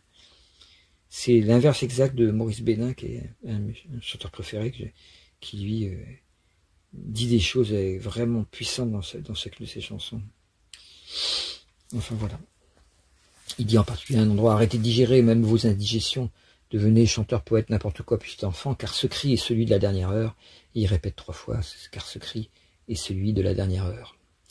Et oui, il est temps de s'éveiller, de devenir de woke, comme disent maintenant, mais s'éveiller vraiment de ce sommeil collectif. Donc Uranus, alors pour finir, donc je réponds à la question qui m'a été posée sous-titre, en commentaire, je veux dire, la dernière fois. Donc Proserpine, 375 ans pour faire le tour. En ce moment, il est à 15 degrés, il est à 15 degrés 54 du Cancer. À vous d'en déduire à peu près où il est. Ça fait à peu près 1 degré par an. Hein. En tout cas, 31 ans pour faire un signe de 30 degrés. Donc c'est à peu près ça. Un peu plus de 31 ans. Ça c'est Proserpine, avec ça vous pouvez l'avoir à peu près à l'endroit où il est dans votre thème. Sinon, si vous voulez savoir précisément, vous achetez les éphémérides de Corée. Corée, la 10e planète dans le Blin. Après, vous avez Bacchus. Alors ça, c'est une sélection que j'ai fait au milieu une bonne vingtaine de planètes hypothétiques qui ont été découvertes par des médiums californiens. En Californie, il y avait beaucoup de gens très en avance en astrologie, qui déliraient beaucoup avec le LSD et tout ça, et qui ont vu des choses, mais dont certaines sont des visions partielles, comme le faux Proserpine de Léon Lasson, qui est une vision partielle comme ça, qui est erronée. C'est pour ça qu'il faut reprendre ce nom pour l'enlever à Léon Lasson, parce que quand quelqu'un s'est gouré, il ne faut pas lui laisser la paternité de sa gourance, quoi. C'est idiot. Être le père d'une erreur n'a rien de glorieux, autant qu'on l'oublie, ce pauvre Léon Lasson, parce qu'il s'est trompé sur tout. Non, mais il a utilisé le mot Proserpine, donc c'est typique de Proserpine. Et Proserpine, c'est quelque chose qui se cache, qui se dissimule. Bah oui, il faut le faire ressortir et lui redonner sa vraie valeur. C'est-à-dire, non, ça s'appelle pas Corée, ça s'appelle Proserpine, c'est la vraie valeur de Proserpine. Voilà. C'est le vrai sens également. Et en même temps que les vrais éphémérides. Donc Bacchus, c'est celui qui a été élu par mes travaux. La plupart de ces planètes hypothétiques ne marchent pas beaucoup, ce sont des délires de gens qui voient l'arrivée extraterrestre et en même temps là de certaines planètes qui vont nous sauver.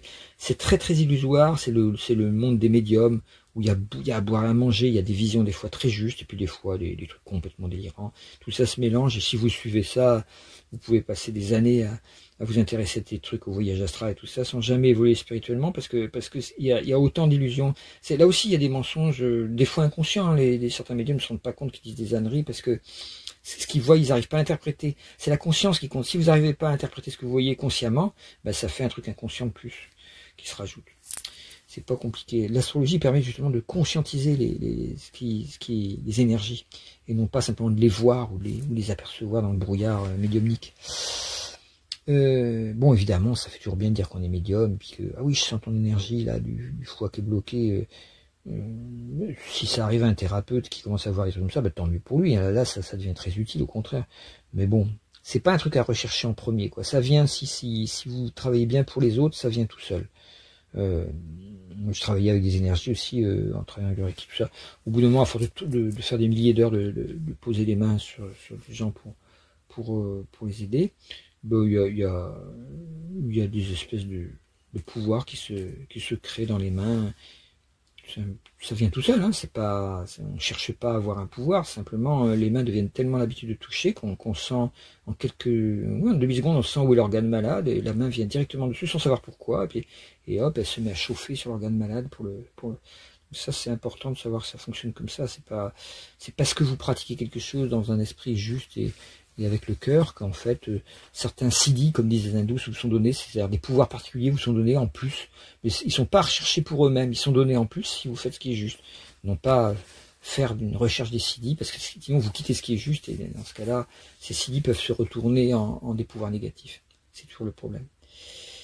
Et puis la dernière planète, celle que j'ai découverte, qui est Apollon, j'ai découvert ça dans les années 90, je l'ai vérifié pendant environ 10 ans, et c'est une planète qui fait Bacchus, j'ai oublié de le dire, il marche à reculons et il met exactement 720 ans pour faire le tour du zodiaque tropical, donc toujours à reculons. Bon, là en ce moment il est à 7,5 du Bélier, il était à 8 au 1er janvier, donc il recule, vous voyez, et donc il fait approximativement 1 degré en 2 ans, exactement 1 degré en 2 ans reculant. Donc ça, vous pouvez le placer vous-même dans vos thèmes sans discuter grâce à ce que je viens de vous dire là, vous déduisez. Et Apollon, c'est celle que j'ai découverte et bon, alors bientôt ça sera, j'espère, si j'arrive à mettre ça en route, j'ai déjà fait la demande et ça a été positionné, mais je sais pas quand c'est la prochaine version d'Auréa, c'est trouve que j'ai encore la rater. C'est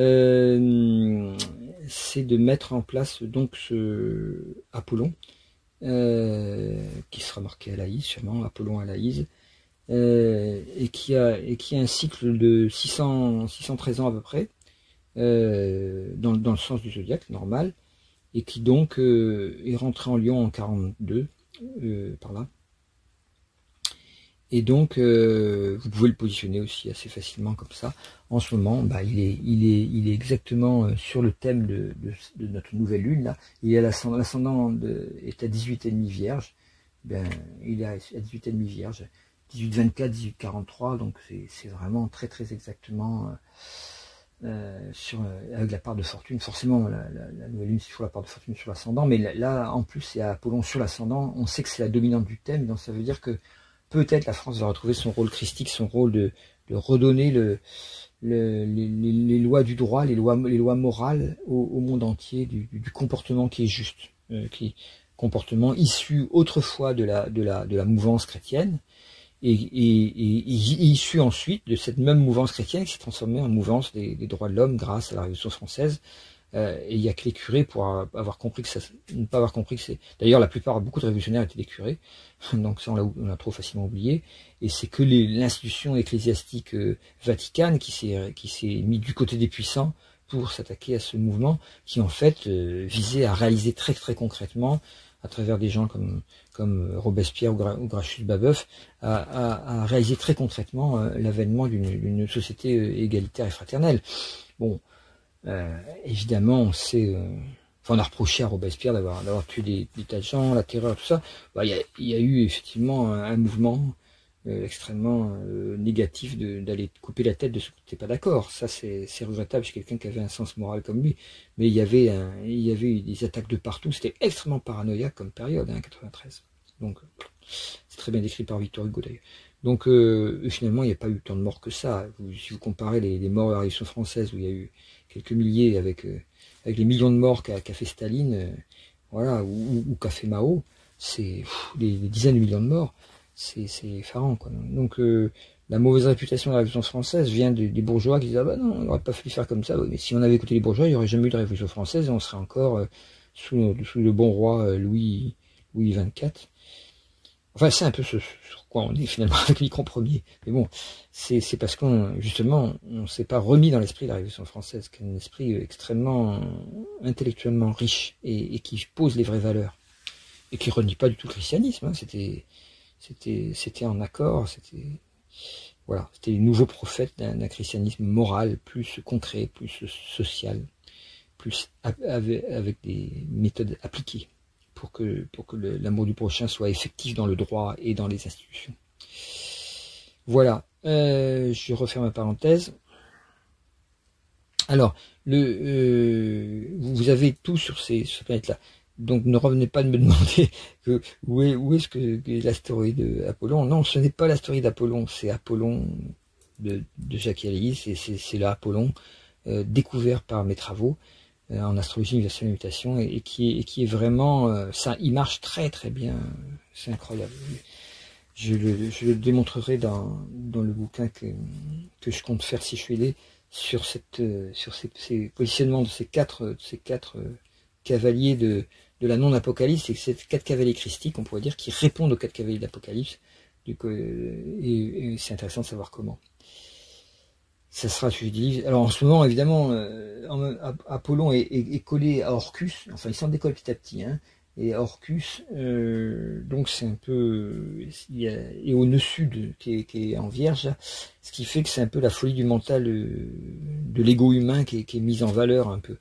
Mais bon, ça empêche que c'est possible quand même qu'avec Apollon, il y a un influx christique qui joue sur une pensée plus raisonnable, plus de paix en particulier.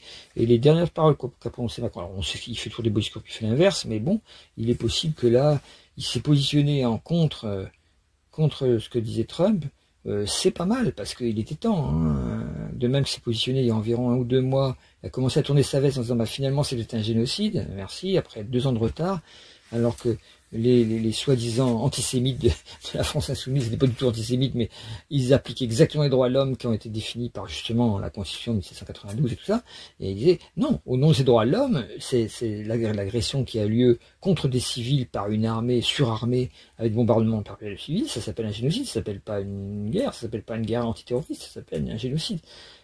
Faut savoir ce que veulent dire les mots. Mais bref, donc ça y est, ça commence à venir. Alors ils disent pas encore le mot génocide, mais bah, c'est quand même pas bien, quoi. Non, bah non, c'est pas bien. T'as raison, Manu, petit Manu. Ah là là. Faut pas les attendre, les gouvernants. Hein. Faut avancer sans eux, parce que sinon, ils sont toujours en retard de guerre. Voilà, ils commencent à se réveiller, ils commencent à comprendre ce qui s'est peut-être passé. Pourquoi Rabin a été assassiné par Netanyahou, donc par les groupes de Netanyahou. Parce qu'il était porteur de paix. Pourquoi Netanyahou a financé la Hamas et fait couler l'OLP parce que Arafat est en train de monter et que forcément ça donnerait 2 États. Et pourquoi il y a eu les intifadas successives qui ont abouti à des massacres de Palestiniens avec sans cesse des provocations des Israéliens pour récupérer le temple, parce que le temple c'est que à eux.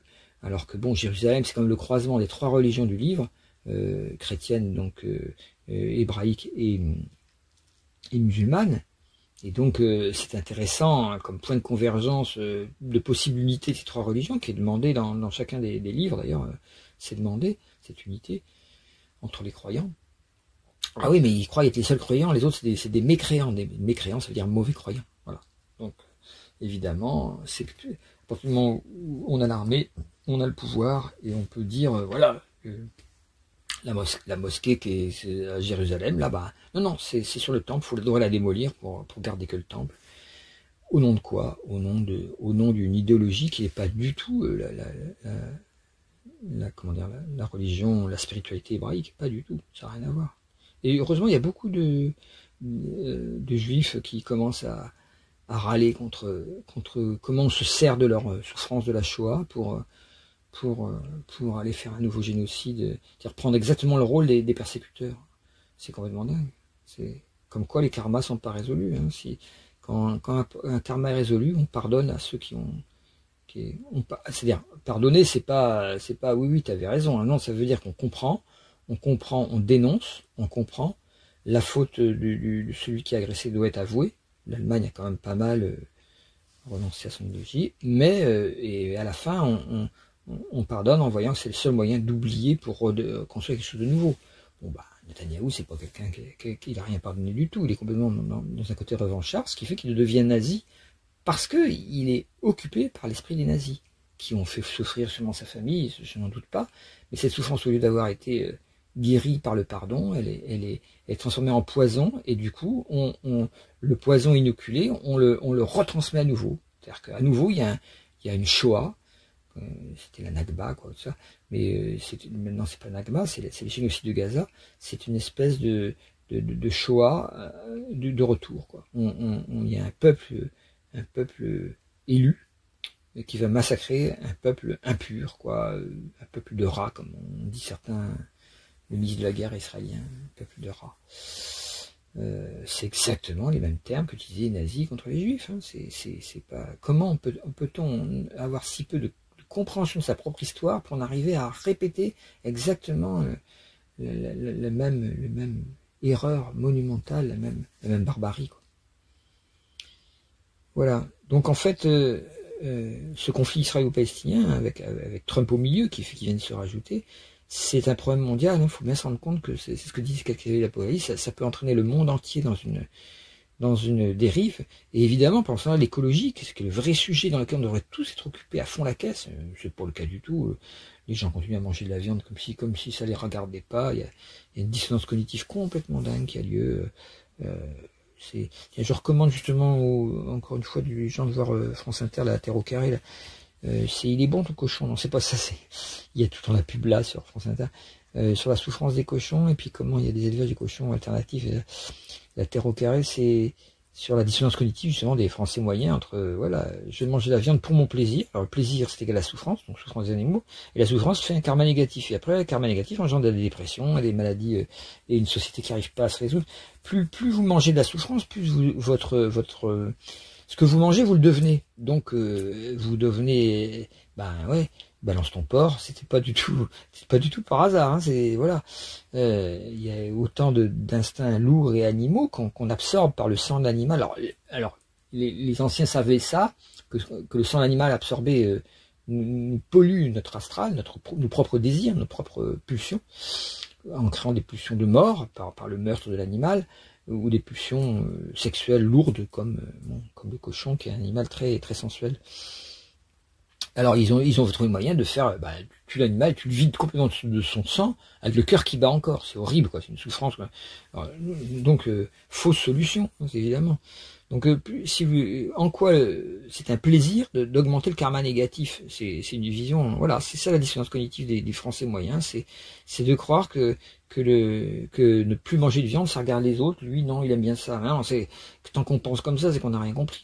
C'est vraiment c'est une nécessité qui est au moins 3/4 de la population mondiale qui devient végétarienne, sinon on crève tous. Et celui qui mange de la viande, chaque fois qu'il pique dans son beefsteak et qu'il a un peu de sel, un peu de poivre, qui est bon avec un peu de beurre, à chaque fois qu'il fait ça, qu'il pique dedans, il devrait entendre le cri de l'enfant qui crève à l'autre bout. Sinon, c'est qu'il n'est pas conscient, c'est tout. Je en ai déjà parlé, ça a l'air très dur, mais quand je vois des mères qui disent, ah oui, moi je lui donne la viande parce qu'il est à la cantine, non mais, oh là là là là là là, mais c'est pas possible. Si vous vous remuez pas des ménages un petit peu, comment vous allez jamais sortir de cette matrice, de ce qui colle comme de la glu à tous vos habitudes culinaires, vos habitudes d'achat, vos habitudes. Il faut casser le moule, il faut sortir de l'œuf, grandir un peu. Voilà. 6 milliards par an sur Terre de cochons qui sont tués, d'animaux. Ça fait la mort d'un cochon par heure. Ouais. Et en plus un cochon, ça je l'ai su avec la Bretagne, là, un cochon ça pollue 5 fois plus qu'un être humain au niveau de déjection. Et la Bretagne avec les algues vertes, tout ça, c'est dégueulasse. Bon. Voilà, donc cette émission, je la recommande tout le temps, elle est très très très très intéressante. Donc voilà, je reviens à mon histoire de conflit mondial. Là, c'est l'écologie dégringole, donc à cause de ça. Avec l'IA, une requête IA, ça réclame 10 fois plus d'antennes, de production nucléaire, tout ça, et de production d'électricité qu'une requête Google, déjà qui en réclamait pas mal. Donc on accélère la manière d'aller dans le mur. C'est vraiment grave quoi. Et il va falloir que quelque chose pète et ça sera un bonheur parce que les gens se plaindront, mais ça sera un bonheur parce que si ça pète pas, ça va devenir très très grave.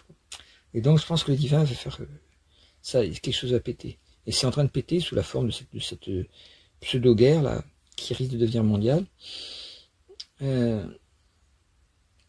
En gros, ce qui se passe par Trump, c'est la promotion de la force contre le droit. La force, on pourrait dire, c'est Pluton, Mars. Là. Pluton vient de rentrer en Verseau, il est en chute. On voit très bien que ce planète en chute manifeste son côté le plus négatif possible. C'est-à-dire on se sert du Verseau, de l'intelligence Verseau, pour aller dans le plus négatif de Pluton, c'est-à-dire l'amour du pouvoir. Comme Bacchus aussi en bélier, qui est un peu l'amour du pouvoir, et ils sont en sextile en ce moment, hein. C'est quand même, le sextile n'est pas encore tout à fait formé, mais il est en train de se former, donc c'est vraiment, c'est la force du pouvoir absolu en train de monter partout, il y a une promotion de la force, quoi. Promotion, Saturne-Neptune, c'est bien ça, promouvoir une nouvelle civilisation, une nouvelle civilisation qu'on appelle de ses voeux, qui est une civilisation du pouvoir, du plus fort contre les plus faibles. Donc la trahison de ce qui s'était créé il y a des milliers d'années avec les lois de Solon ou encore plus loin avec les lois le code d'Hammurabi, qui sont les premières mises en forme des institutions qui ont créé ensuite les États, c'est-à-dire l'État est là en tant que structure avec sa police pour protéger les faibles contre les plus forts, pour éviter que les puissants abusent. Ce rôle de l'État là, il est complètement trahi par des ignorants arrogants comme Trump. Donc c'est une idéologie du New Fascism Fashion. Contre ce que j'ai appelé le démonisme, c'est-à-dire l'humanisme d'origine christique, si on veut, c'est-à-dire les droits de l'homme, les droits des citoyens, qui sont représentés par ce Jupiter en Cancer, en exaltation, qui vient remettre en question Saturne en Bélier, qui lui est en chute, Saturne en Bélier. Le type il est censé maintenir l'institution et répondre aux désirs de son électorat, et en fait il trahit ça par ses impulsions qu'il a tous les matins en se levant, quoi.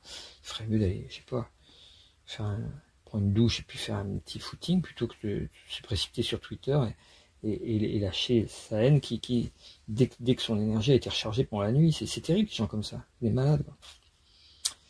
Voilà, et je vous recommande le matin à chacun, pour pas être comme Trump, dès que vous vous levez, essayez de pratiquer une bonne méditation, vous vous asseyez sur l'oreiller, vous essayez de ressentir la paix, que vous sortez de la paix à peine, et vous essayez de la ressentir et de plonger dedans, tout en étant vertical et conscient et en respirant consciemment. Et là, vraiment, qu'en retrouvant cette paix, déjà vous allez vous rappeler facilement de vos rêves, comme ça, et les rêves c'est très important, ils vous indiquent de quoi faire dans votre journée, ou quoi privilégier. Quand c'est compliqué la vie, des fois il faut savoir quoi privilégier, comment hiérarchiser, et puis surtout vous avez ce goût de la paix qui commence à augmenter. Vous vous rendez compte que la paix a un goût délicieux, qu'elle a un goût, elle est calmante, c'est goûteux, c'est Pierre Le Guillemets qui dit ça comme ça, j'aime bien l'expression, le goût de la paix, comme si ça avait une saveur douce, et que quand on est dans cette saveur, on se sent bien, le corps se sent bien, on respire bien, le corps se régénère, les articulations se lubrifient, tout ça, puis vous commencez après votre yoga ou votre qigong ou n'importe quel exercice que vous pouvez faire.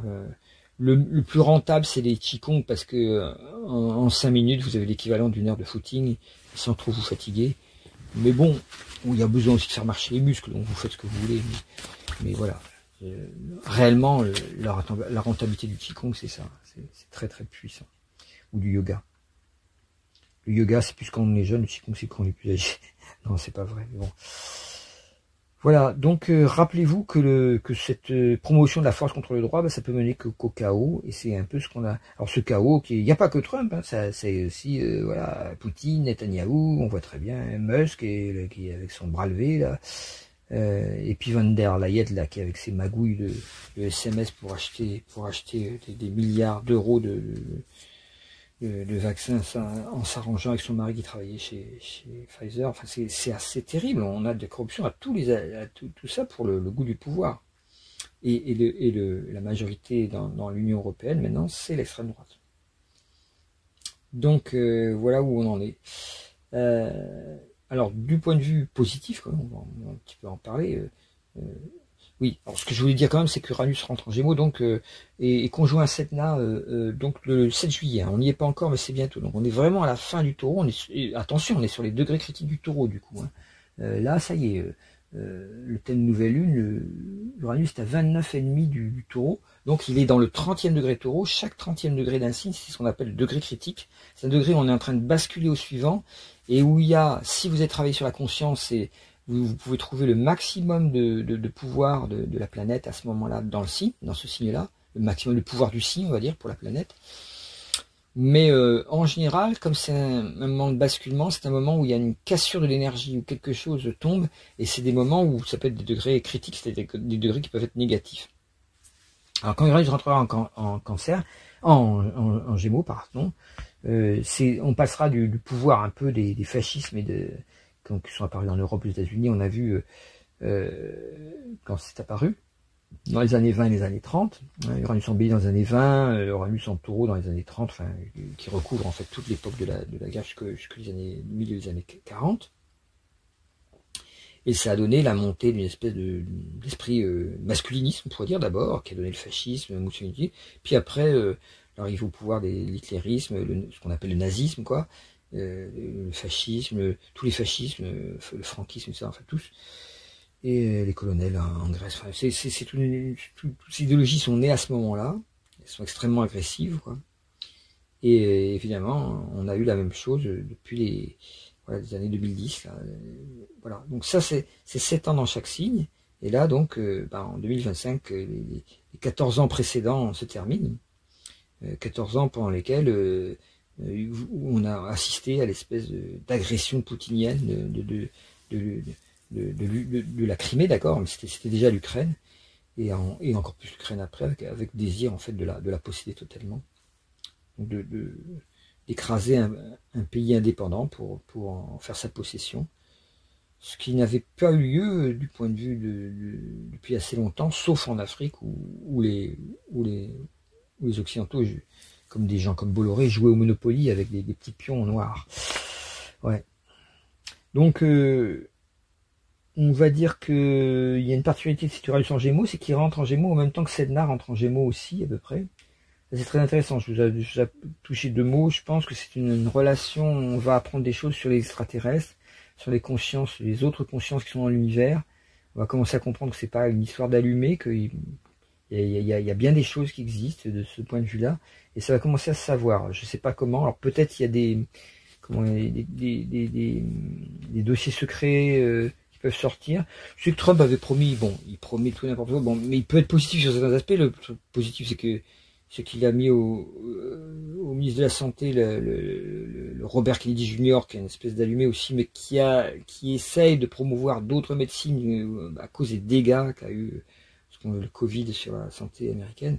Donc ça, il y a à boire et à manger, hein. Il y a beaucoup de complotisme débile dedans, mais il y a aussi une démarche qui se dit, bon, si on pouvait ouvrir enfin l'éventail des médecines possibles à l'heure actuelle, modernes, quoi, qui ne soit pas que le système matérialiste de la médecine matérielle, l'acupuncture et tout ça. Il y a plein de techniques qui peuvent être utilisées, donc c'est très très bien. Trump n'y croit pas du tout, mais c'était parce que dans son électorat il y avait des anti-vax et que bon, il a suivi la donne. Mais Robert Kennedy n'est pas si complotiste qu'on veut bien le dire, même si par moments il l'est beaucoup aussi, si quand même. Mais bon, c'est voilà. De toute façon, il n'y a personne qui est parfait dans tous ces politiques, ils sont tous un peu allumés quelque part. Donc voilà. Disons que ça va tirer les choses dans une autre direction que le pouvoir absolu et absolument écrasant des lobbies. Et surtout celui de Big Pharma, qui est très fort aussi bien en USA, Angleterre et France. Les pays principaux de fabrication de ces chimies qui bousillent les corps. Enfin, pour soi-disant les soigner, et des fois les soigner quand même. Heureusement. Parfois. Mais pas si souvent que c'est dit sur la boîte. Donc Uranus en Gémeaux, alors rappelons-nous toujours la même technique que la dernière fois que c'est passé. Uranus est rentré en Gémeaux, c'était à partir de septembre 41, il y rentre pendant un mois. C'est le moment où Einstein contacte le président Roosevelt pour lui dire faut se dépêcher, les nazis vont faire la bombe, ça sera terrible s'ils l'ont. Et donc c'est le lancement du projet Manhattan, le président comprend et décide de faire le projet Manhattan qui va donner la victoire de la Deuxième Guerre mondiale avec la bombe atomique, Hiroshima, tout ça, enfin on connaît la suite, les centrales nucléaires, tout le bazar. Qui n'était pas forcément voulu par le pauvre Einstein. Il faut voir le film Oppenheimer, ce que j'ai pas vu, mais qui est sûrement très intéressant à ce niveau-là. Et en mai 42, il rentre définitivement en Gémeaux cette fois. Et quand il rentre en Gémeaux, on voit très bien que c'est comme par hasard le tournant de la Deuxième Guerre mondiale. Il y a Midway et tout ça, mais on dit ah oui, c'est américain, ils sont forts, leur industrie, leur population, tout ça. Oui, bien sûr, mais c'est surtout l'invention des radars. C'est les radars qui sont Uranus en Gémeaux. Uranus, faut pas oublier que c'est l'électricité, tout ça. Le Gémeaux, c'est les communications. Le fait de détecter les navires, d'être informé en fait de la position. Voilà, c'est une nouvelle ère qui commence, une ère où on va savoir tout sur tout, quoi. C'est le début de cette ère-là. Les gens qui sont nés dans ces années-là ont commencé à avoir cet attrait de l'information tout azimut, libre et très. Ça donnait beaucoup des journalistes, ou des mouvements sociaux, tout ça.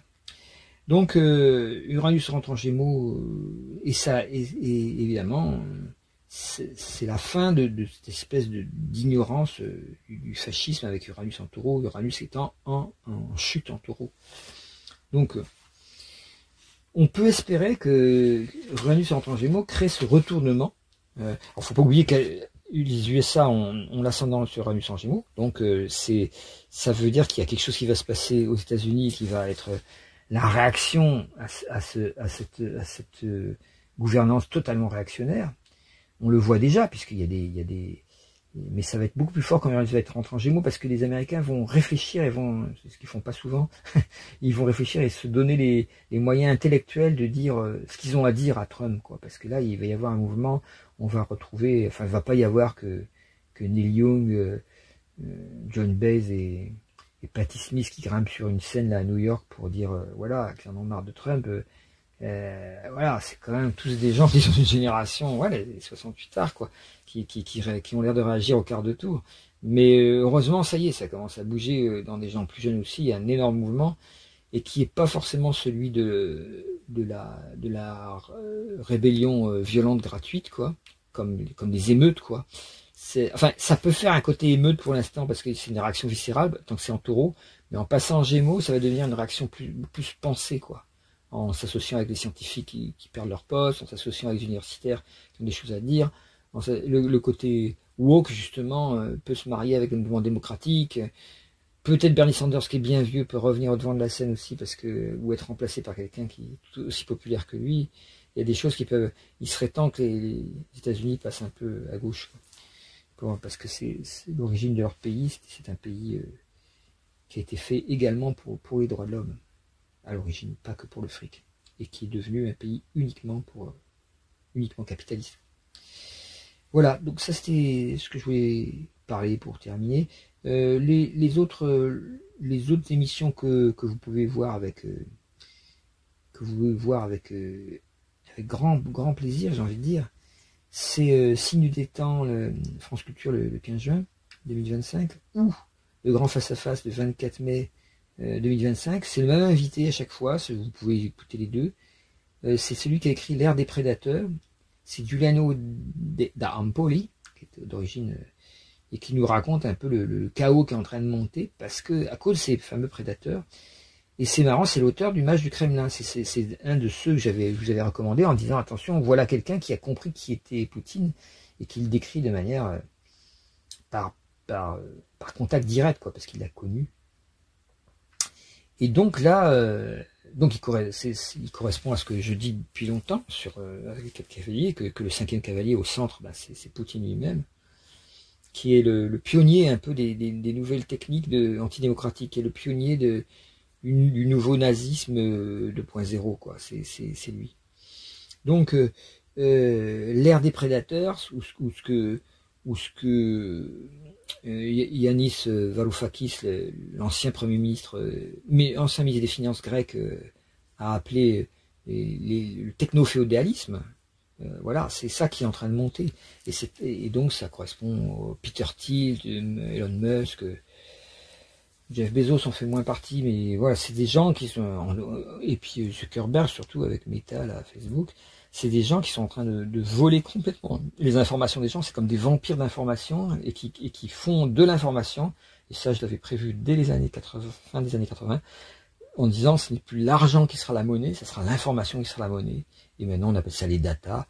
Encore une fois, je n'avais pas le vocabulaire, mais ce qui était dit était bien prévu. Exactement. Et ils volent les informations, et vous travaillez pour eux. Chaque fois que vous donnez des informations, vous protégez pas vos informations sur le net. Ils vous les prennent et ils s'en servent pour vous manipuler derrière. Encore mieux. En sachant des choses sur vous, ils savent comment vous prendre pour vous tromper. Ils ont le truc. C'est vous qui leur donnez le truc pour qu'ils puissent vous tromper.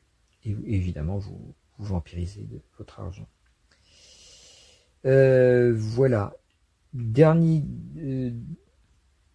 Cyril Dion, toujours, essayez de voir sur France Inter Cyril Dion qui parle. Alors, là aussi, vous avez remarqué qu'il y a eu des meurtres d'enfants, des enfants de 11 ans, un petit gamin de 14 ans qui a tué une surveillante qui lui avait rien fait du tout, enfin, à coup de couteau. Récemment, il y a eu 2 fois des enfants de 11 ans, donc qui sont nés bizarrement en 2014. La date que j'avais prévue comme étant le retournement négatif du monde, et que le moment où Poutine a choisi d'envahir la Crimée, et où c'est le moment aussi qui vient à peu près, le moment où on a laissé la Syrie sous la domination de son boucher, alors qu'il aurait fallu réagir à partir de l'ONU, faire une espèce de guerre de casque bleu. Là, j'avais surpris les gens à l'époque dans mes cours d'astro, parce que je revendique une forme de pacifisme spirituel, quoi, d'origine spirituelle. Et j'avais dit à ce moment-là, l'erreur qu'on va faire, c'est de ne pas intervenir. Et les gens avaient été horrifiés parce que j'ai dit, mais enfin, toi, Jackie, comment tu peux dire une chose pareille, toi qui es pacifiste, tout ça, à chaque fois qu'il y a la guerre.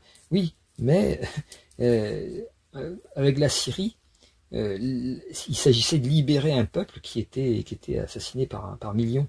Donc dans ce cas-là, c'est pas la guerre.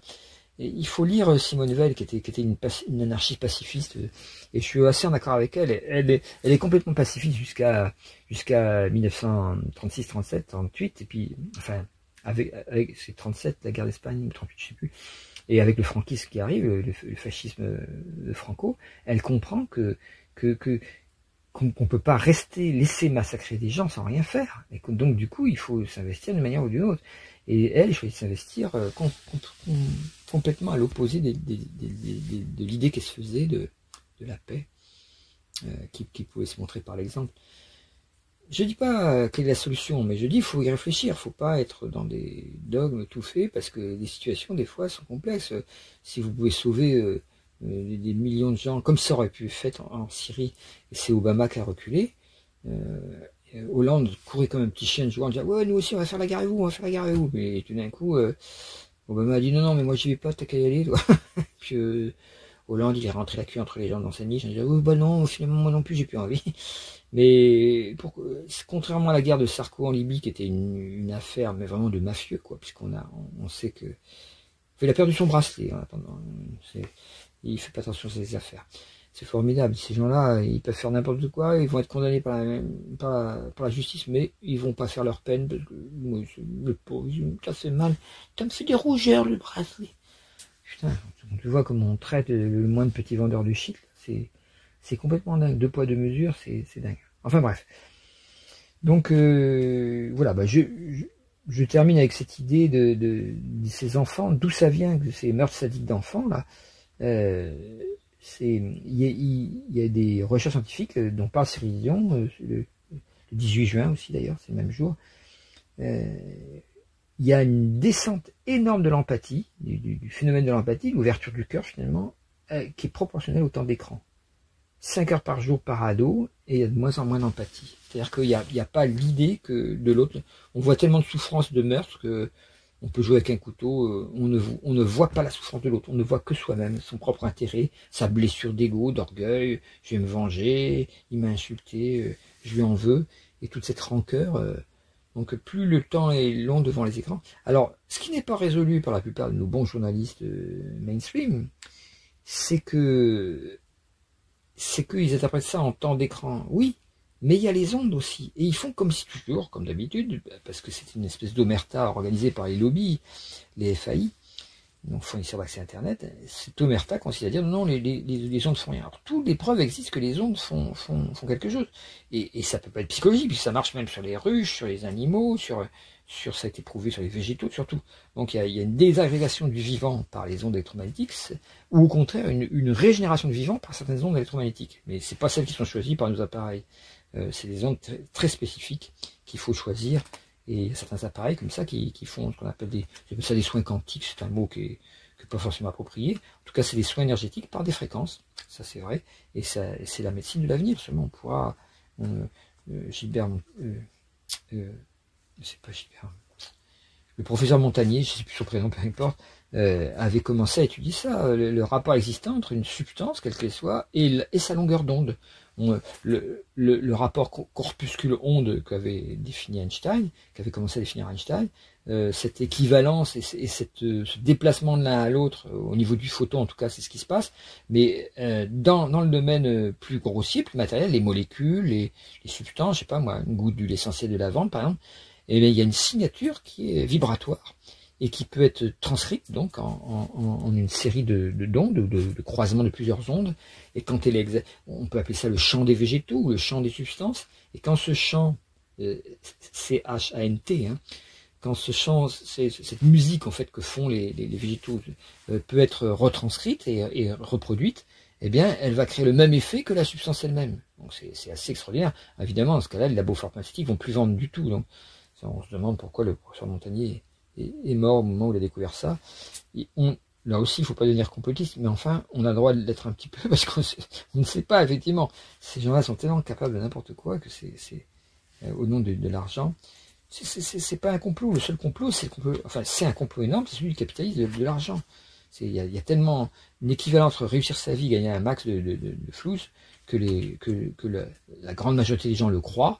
Et puis parmi eux, bah forcément, comme on finit toujours par obtenir ce qu'on cherche, beaucoup de gens y arrivent à construire leur vie autour de l'argent. Et alors, est-ce qu'ils sont heureux? La réponse est non, mais il ne faut pas le dire. Il faut que l'illusion continue, il faut la retransmettre à nos enfants et à nos petits-enfants. Allez, il faut que tu réussisses à l'école, sinon tu seras tu seras je sais pas quoi. Voilà. Donc, la question des ondes dans ces meurtres sadiques d'enfants n'est pas abordée. Il est abordé que le temps d'écran. Et à mon avis, il serait temps de se poser la question étant donné que ça fait multiplier par 2 le nombre de leucémies depuis qu'il y a ces ondes, il serait temps qu'on se rende compte que ça existe, quoi.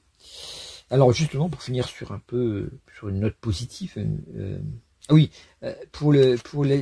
aller voir Thomas VDB dans la dernière de Radio Nova. Cherchez si vous voulez pas voir toute la dernière de Radio Nova, c'est une émission excellente, je rappelle, tous les dimanches à 18h sur Radio Nova, et puis qu'on peut avoir sur YouTube.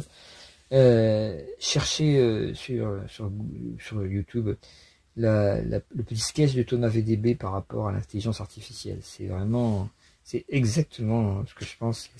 Il est très très drôle, il a très très bien ressenti le truc, il a très bien compris ce qui se passe. C'est formidable, c'est très drôle, c'est hilarant. C'est beaucoup aimé.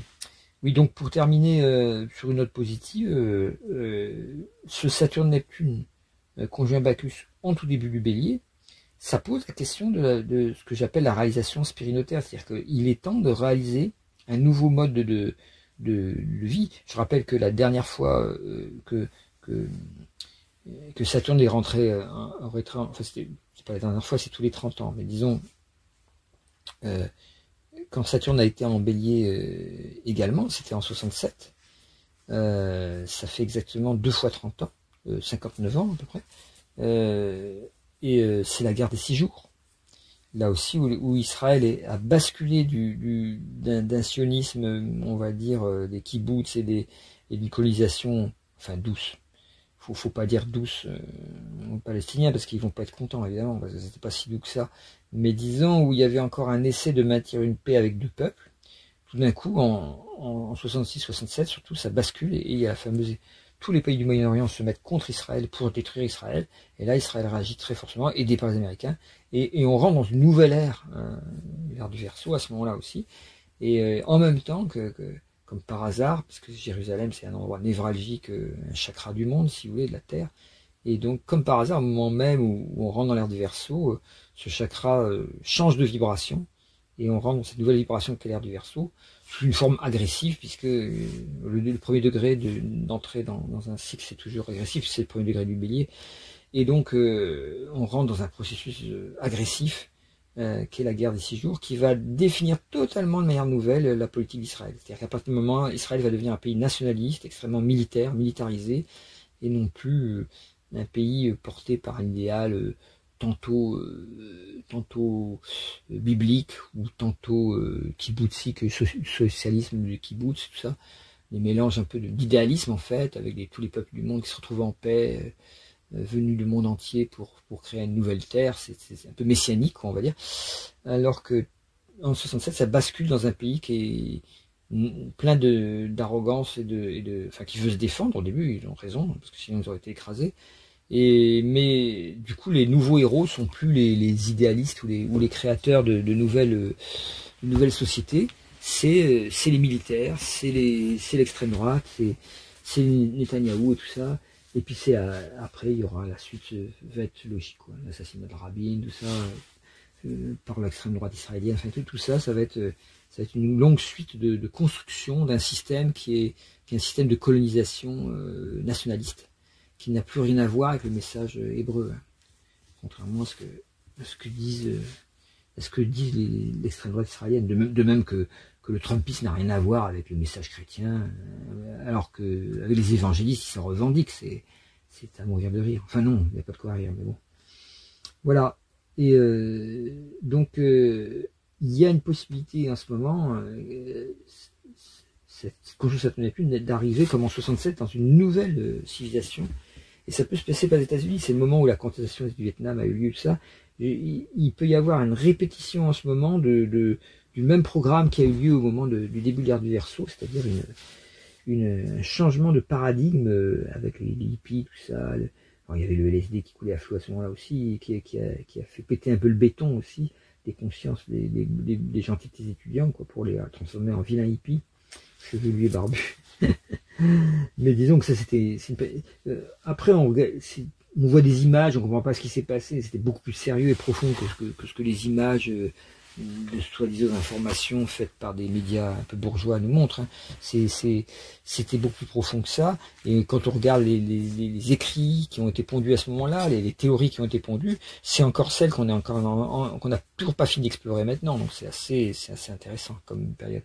Et là, c'est ce que j'appelle la réalisation spirituelle, c'est-à-dire le retour de la spiritualité sur Terre, non pas une spiritualité engoncée dans les armures des institutions religieuses existantes, qu'elles soient bouddhistes, chrétiennes, musulmanes, quoi que ce soit, mais une spiritualité qui est basée sur le retour au fondement de l'être, quoi. C'est-à-dire qu'est-ce que c'est que l'être humain, hein, mais avec le mot être avec une majuscule, être humain. Au lieu de mettre la majuscule sur humain, mettons-la sur être. C'est ça la réalisation spirituelle. Et si vous mettez l'accent sur l'être, ce que certains appellent Dieu, ce que certains préfèrent ne pas appeler Dieu, ils peuvent l'appeler conscience ou le sens de la vie, peu importe. Ça n'a pas tellement d'importance, c'est la même chose, c'est une foi dans le fait que la vie vaut le coup d'être vécue parce qu'elle a un sens qu'on ressent avec le cœur au fond de soi, un sens évolutif, un sens de nous amener à nous épanouir, à nous ouvrir, à apprendre encore plus, à comprendre encore plus, à aimer encore plus, à vivre plus intensément. Et donc ça, cette réalisation spirituelle, elle a lieu pour l'instant pour des rares chercheurs authentiques, des méditants, tout comme ça. Je leur demande toujours de s'adresser à moi dans les commentaires sous les vidéos s'ils veulent faire partie de l'aventure. Et les autres catégories de gens ça va être ce qu'on va appeler les militants, ça va être les écologistes de l'écologie profonde, les éco-créatifs, les éco-villages, tout ça, tous ceux qui, voilà, c'est l'union des deux, en fait, c'est l'union de la méditation avec l'éco-village, c'est le principe spirituel, c'est-à-dire qu'il faut créer des exemples de nouvelles sociétés dans lesquelles les fausses valeurs mensongères et dangereuses du monde actuel, dont on voit les dégâts effarants sur toutes les couches de population, y compris sur les enfants, il est temps d'arrêter, quoi. Donc, mais on peut pas descendre du train. Donc on est obligé d'organiser dans l'un des wagons le train s'arrêtera si dans certains wagons il y a des alternatives qui démontrent qu'il est possible d'arrêter le train. Mais tant que vous êtes dans le train, que vous obéissez à l'organisation interne du train parce que vous croyez ne pas pouvoir faire autrement, alors on va tous vers la catastrophe. Parce qu'on peut faire autrement, mais c'est difficile parce qu'il faut le vouloir, le décider. Et pour le décider, il faut l'avoir compris intérieurement, non pas par des sursauts d'idéalisme ou de mécontentement ou de ressentiment, mais parce que on sent dans le cœur l'évidence que l'être humain n'est pas fait pour vivre comme des chiens, comme des barbares. Bon, les chiens, ils vivent bien, mais il n'est pas fait pour être traité comme des animaux, ou maltraiter les animaux pour à la fin traiter les humains comme des animaux. C'est ce qui se passe. On n'est pas fait pour verser le sang, pour se nourrir. On n'est pas fait pour vivre en compétition les uns avec les autres. On n'est pas fait pour être là pour que gratter du fric, pour payer sa bagnole, pour avoir le droit d'aller bosser pour pouvoir gagner du fric. Vivre dans des petites boîtes comme ça, on n'est pas fait pour ça. Ça ne veut pas dire qu'il faut pas le faire et que on n'a pas besoin pour vivre, mais ce n'est pas le but de la vie. Et ça, beaucoup de gens commencent à le sentir, et cette espèce de crise chez les jeunes, une crise de confiance dans le système, est vraiment salutaire. Et ça peut faire venir une nouvelle civilisation, surtout si avec la conjonction, ce mois-ci, avec la conjonction Jupiter Cancer. Donc faites des expériences pour votre été, de rencontrer des gens qui ont non pas s'amuser bêtement sur la plage à pousser des ballons ou à draguer. Je dis pas qu'il faut pas le faire, mais il y a vraiment une recherche à faire d'un nouveau monde qui doit naître de l'ancien maintenant, parce que sinon c'est l'été 1939, quoi. Tout le monde s'amusait bien, mais sur un volcan qui était en train de péter, quoi. Donc on en est un peu là. C'est l'été 2025, c'est l'été 1939 qui vient de commencer. Je rappelle que il a duré que 3 mois, cet été, non, 2 mois. Comme tous les étés, vous me direz, mais si vous connaissez l'histoire, ça a été particulier. Donc, rappelez-vous simplement que on est dans un passage historique au niveau mondial. Bon, moi je l'ai dit il y a longtemps, il se trouve que les journalistes sont en train de le dire maintenant. J'ai entendu quelques émissions, en particulier celle d'aujourd'hui, lundi, qui analysait sur France Inter, l'émission de Fabien Synthèse, qui analysait où est-ce qu'on en est avec Trump dans ce conflit israélo-iranien et américain maintenant. Il y a des gens qui commencent à prononcer les mêmes paroles exactes que ce que j'ai dit depuis plusieurs années qui était en train de se passer. Donc c'est assez intéressant et c'est le moment de savoir qu'on ne doit pas rester passif à assister à ça comme des glands devant leur petit écran. Faut trouver le moyen on est tous responsables de ce qui arrive. C'est pas la faute des grandes secondes. Les grandes secondes ne sont là que parce qu'on leur donne le pouvoir. Cessez d'être soumis et bientôt vous serez libre, disait c'est Labo aussi, je crois qu'il disait ça. Voilà, Montagne et Labo aussi, oui c'est ça, c'est Labo aussi. Eh ben bonne écoute et à la prochaine fois.